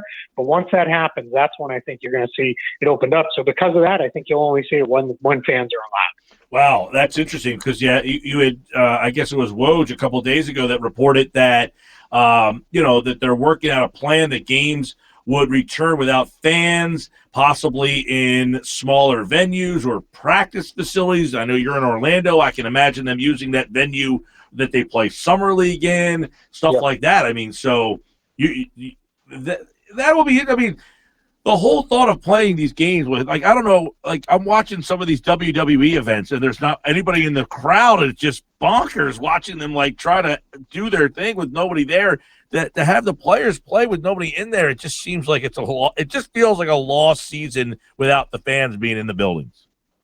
Yeah, it does a little bit. Now, and I'm not contradicting anything that Woj is saying. I'm just guessing because I've heard all the same things, that they're looking at every possible avenue. There was discussions talked about, could you take the entire league? But the key here is once everyone is clear, once everyone has been cleared, obviously the 4 Nets coming up positive recently, that throws a wrench in even a crazy plan like this. But could you take the entire league, bring them all to one place, and then you just play games kind of all day? You treat it almost like a summer league type environment where every couple hours you've got a game that goes on, and you've got, the team personnel and the players and everything else. Challenge with that is abiding by the 50-person guideline that's out there right now and pretty widely out there, that you got to avoid that. That becomes a challenge with that. But that was something that a handful of people pitched is, could we do this? Could we bring everybody to a secure place and just play games? The challenge is, once you multiply it by 30 teams, that's that many people that you've got to keep track of and everything else, and that starts to get really tricky. Yeah, there was a report, I guess, today that the season may not begin until Christmas, depending on how long the season is delayed, and that the most, I guess, the most aggressive feeling is restarting the season sometime before July. But, I mean, is there, in your mind, a drop-dead date that they just say season's done? Yeah, I think they're going to do everything to hold off, but I think if you can't get it started up by towards the end of June to beginning of July, and that would likely be playoffs only at that point, or maybe some minor lead up to it, but really your focus is on the playoffs there. I think at that point you got to say we're out, because now what you're doing is you're basically sacrificing the remainder of this current season to save the entirety of next season. If you start really backing it up and backing it up and backing it up, now what you're going to have is you're going to have players who are going to play with no break all the way through, because you just can't really back up next year to start much beyond Christmas. Maybe you could back it up to New Year's, but even that's going to be a challenge, and that would have to be a shortened season. And I think at some point the league's going to look at it and say, all right, what's best? Is giving up on this year for an entire next season? Is that what's best? Or is what's best is, an abbreviated this year and an abbreviated next year? That starts to get really, really tough. So I think that's going to be the question that they're going to be faced with at some point. You also have the reality of the NBA won't care about this, but if the Olympic Games are able to be held and they're going to go on, then what you're going to have is the NBA is going to compete direct head-to-head with the Olympics. The NBA is going to do what's best for the NBA, but that's, another consideration that's going to have to be, talked around and figured out. Keith Smith, the NBA is in an uncertain spot, and obviously they were having a great season going on. We were trying to crown probably a new champion this year with the Lakers involved, and the Bucks possibly, first time David in the mix to win a championship in years. By the way, I thought about this today. I was listening. I'm reading the Tanking to the Top book, right? And, I listened to Hinkie on an old podcast that he did with Zach Lowe. And in the podcast, he talked about how they ended up getting Embiid. And there's a chapter in the book about how they got Embiid, that the Cavs basically were afraid to take him because of the injury. And people forget that Jabari Parker went in there at number 2 to the Bucks, who are one of the worst teams in the league. Can you imagine if the Bucks had Antetokounmpo and got Embiid in that draft, if they were the ones that said, you know what, we'll take a shot on Embiid because we got 15 wins. Who the heck cares? Could Embiid and Antetokounmpo coexist, or would you have a similar situation of what you have with Ben Simmons and Joel Embiid?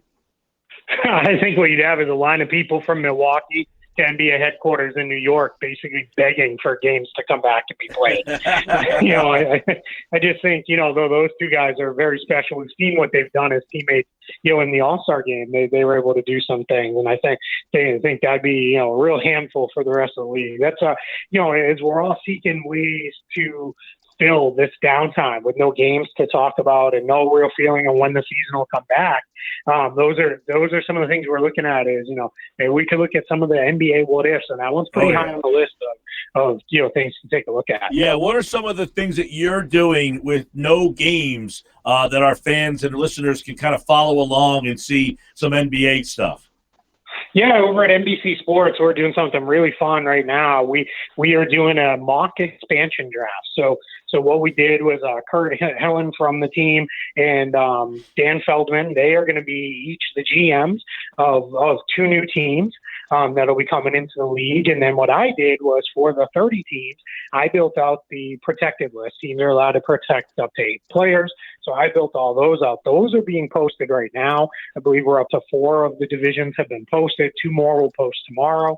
We're going to record a podcast tomorrow where we actually do the expansion draft live with the 3 of us. And I'll be handling, as the teams may be dangling, hey, what about a pick to draft this guy and get him off our books, or not draft this guy so we can keep him back with us. So I'll be playing that role while Dan and Kurt draft the team. So those are all going up here, and then the podcast will come out, and then we'll have a written recap of the draft as well. So we get that going on, which will be a lot of fun. And then we've got some other things that are loosely planned out for that. That was to get us through kind of week 1 here. I like it. Without anything going on. At Keith Smith NBA to check that out. They got the mock NBA expansion drafts going. Check that out. Pro Basketball Talk, NBC Sports, and Keith Smith talking some NBA as some interesting times. Will they be back? We'll find out. Obviously, the 4 Nets players, Kevin Durant being one of them, and I have a feeling there's, this might not be the last we hear of things going down. We just heard an NHL player today as well. All right, Keith, thanks, pal.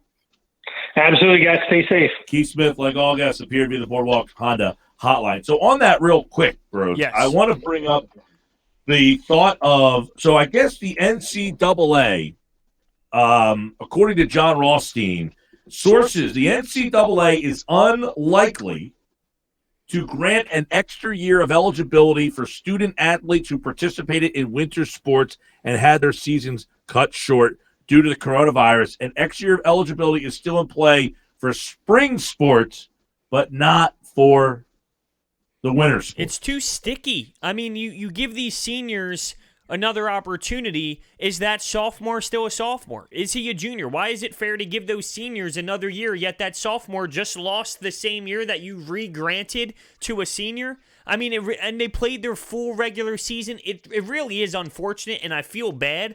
But at some point, similar to the conversation you just asked Keith, it's like, at what point is it the NBA says, listen, it is what it is, and we're going to have to move on from this season, and we start back with next season. It's the same with these seniors. Unfortunately, they play too much of the season. It is what it is. No one wants it to be this way. But the alternative is to try to give you another year. It's so messy. I don't know how it can properly be done. Yeah, I agree that I don't think they should do it. But this is one scenario that I am intrigued by, is the fact that college basketball is so bad right now that if you kind of restocked the deck a little bit and kind of gave them, these seniors, another chance to play again, would it help add some depth to such a bad product? No. And does that even matter? No. And here's another thing. There's seniors who already lost. See, when we think of college basketball, we think of Kansas, Duke, and all these big-time squads. There's teams that played their conference tournament already, and those seniors already lost. So now they get a second chance to win their conference again? I agree. I just don't think you – like Miles Powell, for instance, who's one of the best seniors in the country, and can you imagine if he got the opportunity to go back to Seton Hall and play again? Exactly.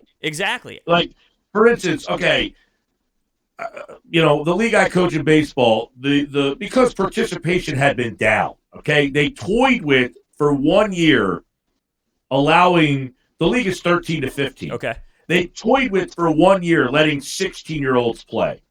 Huh. Like, hey, numbers are down, sign-ups are down. If 16-year-olds want to play, let them play.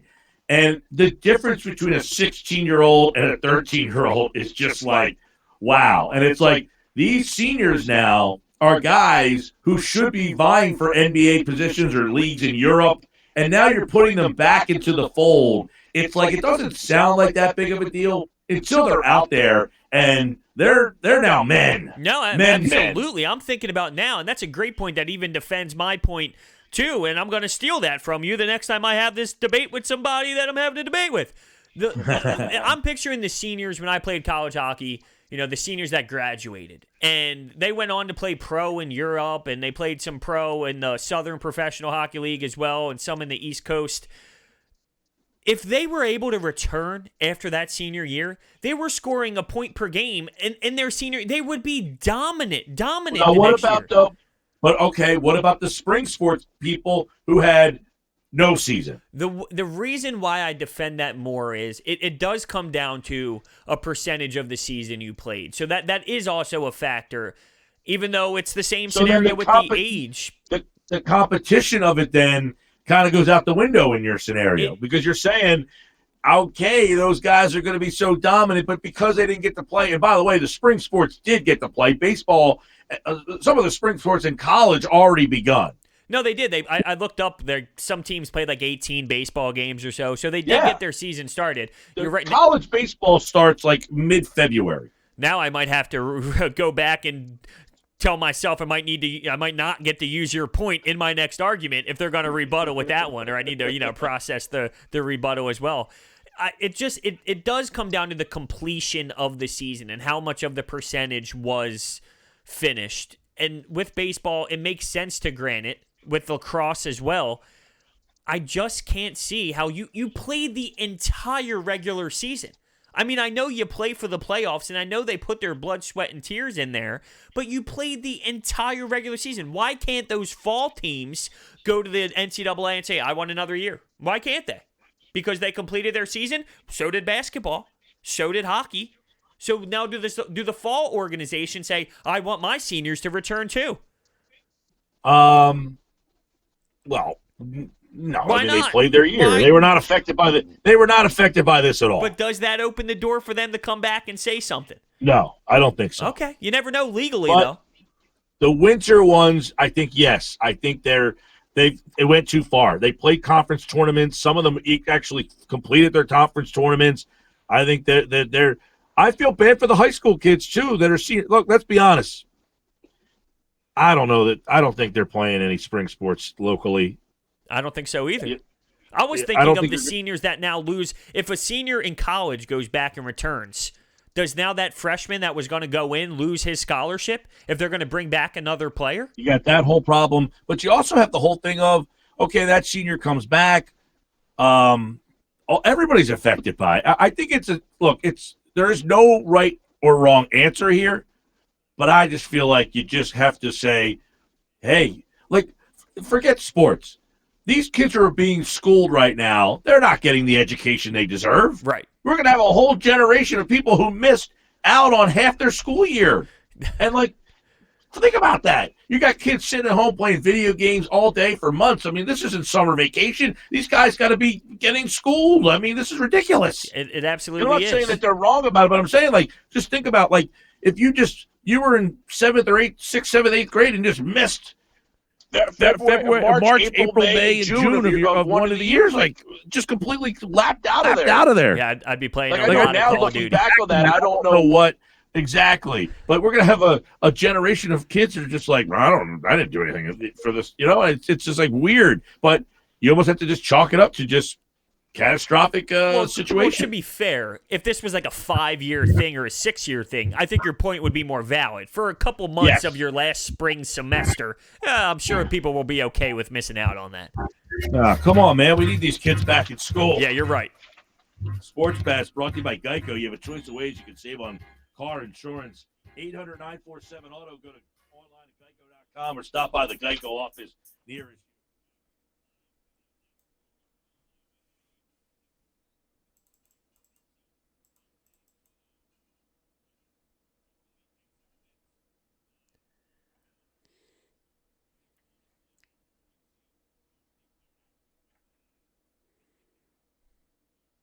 Or something.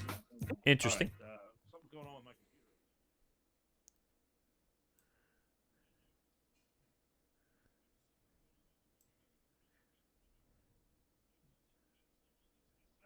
computer. Well, I mean, I'm not surprised. That's all Josh does. Do you have jeans and sneakers on over there at the gym? Sports Bash Live, 97.3 ESPN, the free mobile app. It's awesome.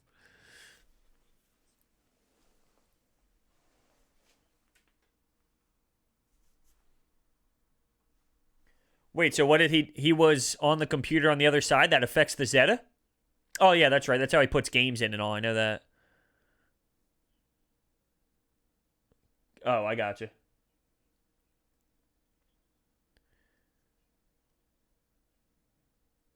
Wait, can so you can get access to the Zeta from home now? Or has that always been a thing? You just can't bring the laptop home? Wow, look at us. Making moves.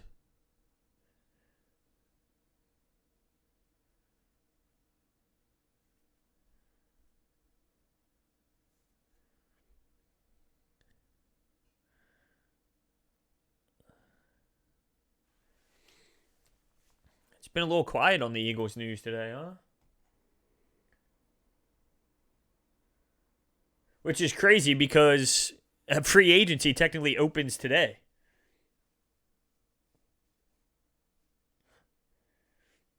Yeah.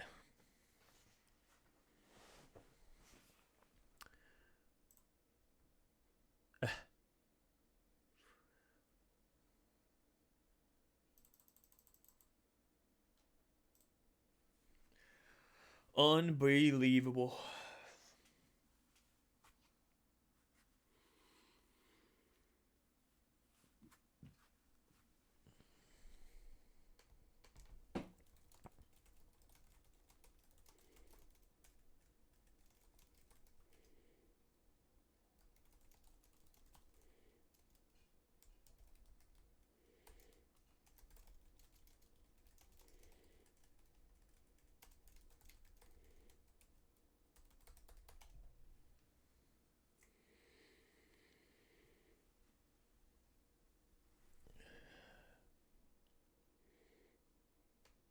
Me?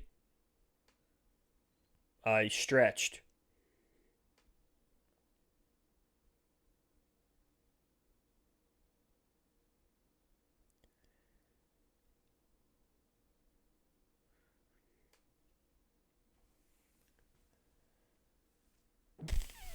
Man. How funny was that workout in jeans thing?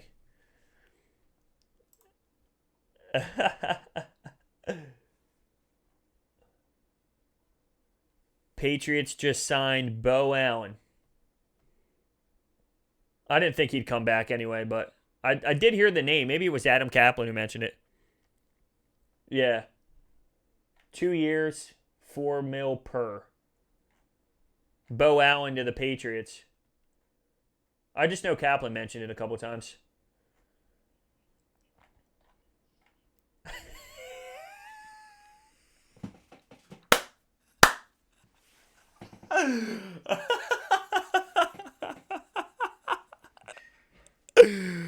Oh, that's hilarious. I had you muted, though, so no one heard that, but that is comical.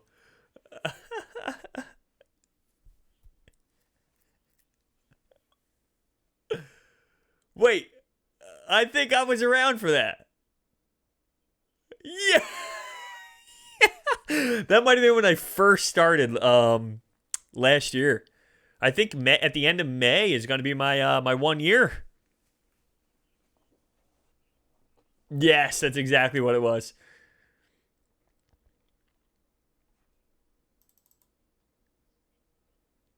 Incredible. How much time we got? Okay.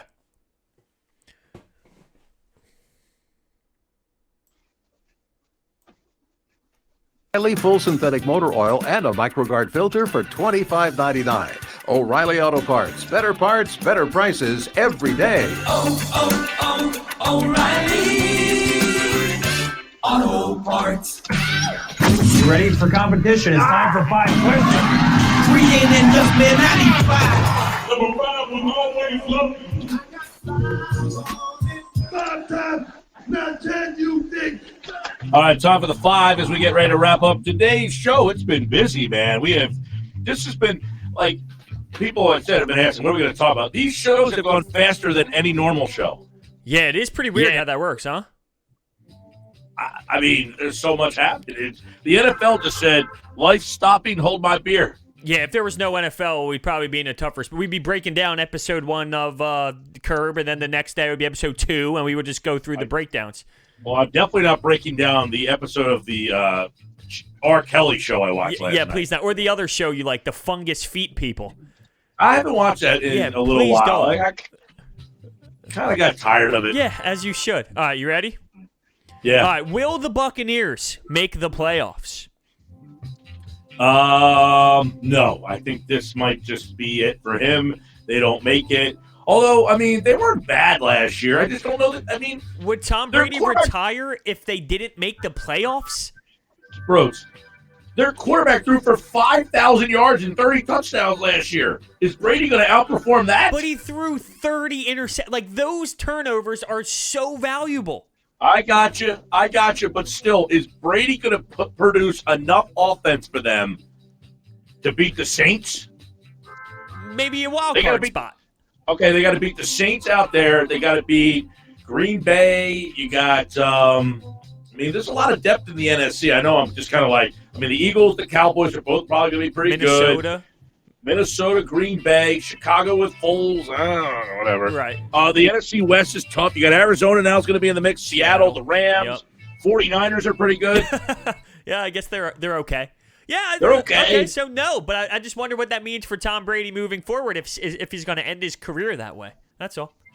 He's going to be like Jordan on the Wizards. Absolutely. All right. Question number 2. I'm kind of jumping around a little bit. Will Brett Brown be the Sixers head coach if the NBA season is over? Does he start the season next year as head coach? This is a topic that we got to put in a bag somewhere. Okay, that's fine. Because we can do that. I know it's going to infuriate people, but how do you fire anybody who's going through this right now? You have to. Right? We can get it. That's such a good conversation to have. We can have that later on. We're hopping to the next question. Does Dak Prescott ever make over $33 million per year? He turned down that contract to take the franchise tag method. I don't understand why he would decline that, to be honest with you. Do you think he ever gets paid more than $33 million? I don't know why anybody turns down the franchise tag. I love the franchise tag. If I get it, I love it. Give me the franchise tag. Pay me the most money you can get, and I'll find someone else who wants to pay me more. Or give it to me again next year. You're telling me, well, if I get hurt, I'll live off $33 million just okay. Well, it's easier said. Now, if you knew right now you can get paid $33 million for that 1 year of doing sports talk radio, but if you signed a long-term contract, you'd have $100 million guaranteed. I don't know if you'd be saying that right now. I know, but people look at this like it's like, oh my God, I'm stuck making the franchise tag money. Well, because injury is such a big part of football. One bad injury, and then there you go, you're screwed. Yeah, but guess what? Those contracts, $100 million, a lot of times you're not getting $100 million. That's fair, but if you get $60 million guaranteed out of that 100, you're doubling that franchise tag. Yeah, but you got to set that contract up in such a way that that's what you're getting. Okay. So. Will Nick Pivetta? No, he will not make 33 plus million. Will Nick Pivetta be in the starting rotation all year long? No, definitely not. And Frank brought up a great point. The season getting pushed back could help the Phillies because Spencer Howard might have less games so they can get him going. Wow, that would be something I would love to see. That whole service time thing's going to be interesting with baseball, too. Right, absolutely. All right, what position will the Eagles draft in the first round? Real quick. Today, I think they will go corner. Interesting. We'll have more on the draft. Plenty. By the way, Woj, 3 minutes ago, the OKC Thunder say test results negative for their players and staff. That's good to hear. All right, best of the Sports Bash next. He's Bros. I'm Gil. We're out. Back tomorrow right here on the Sports Bash.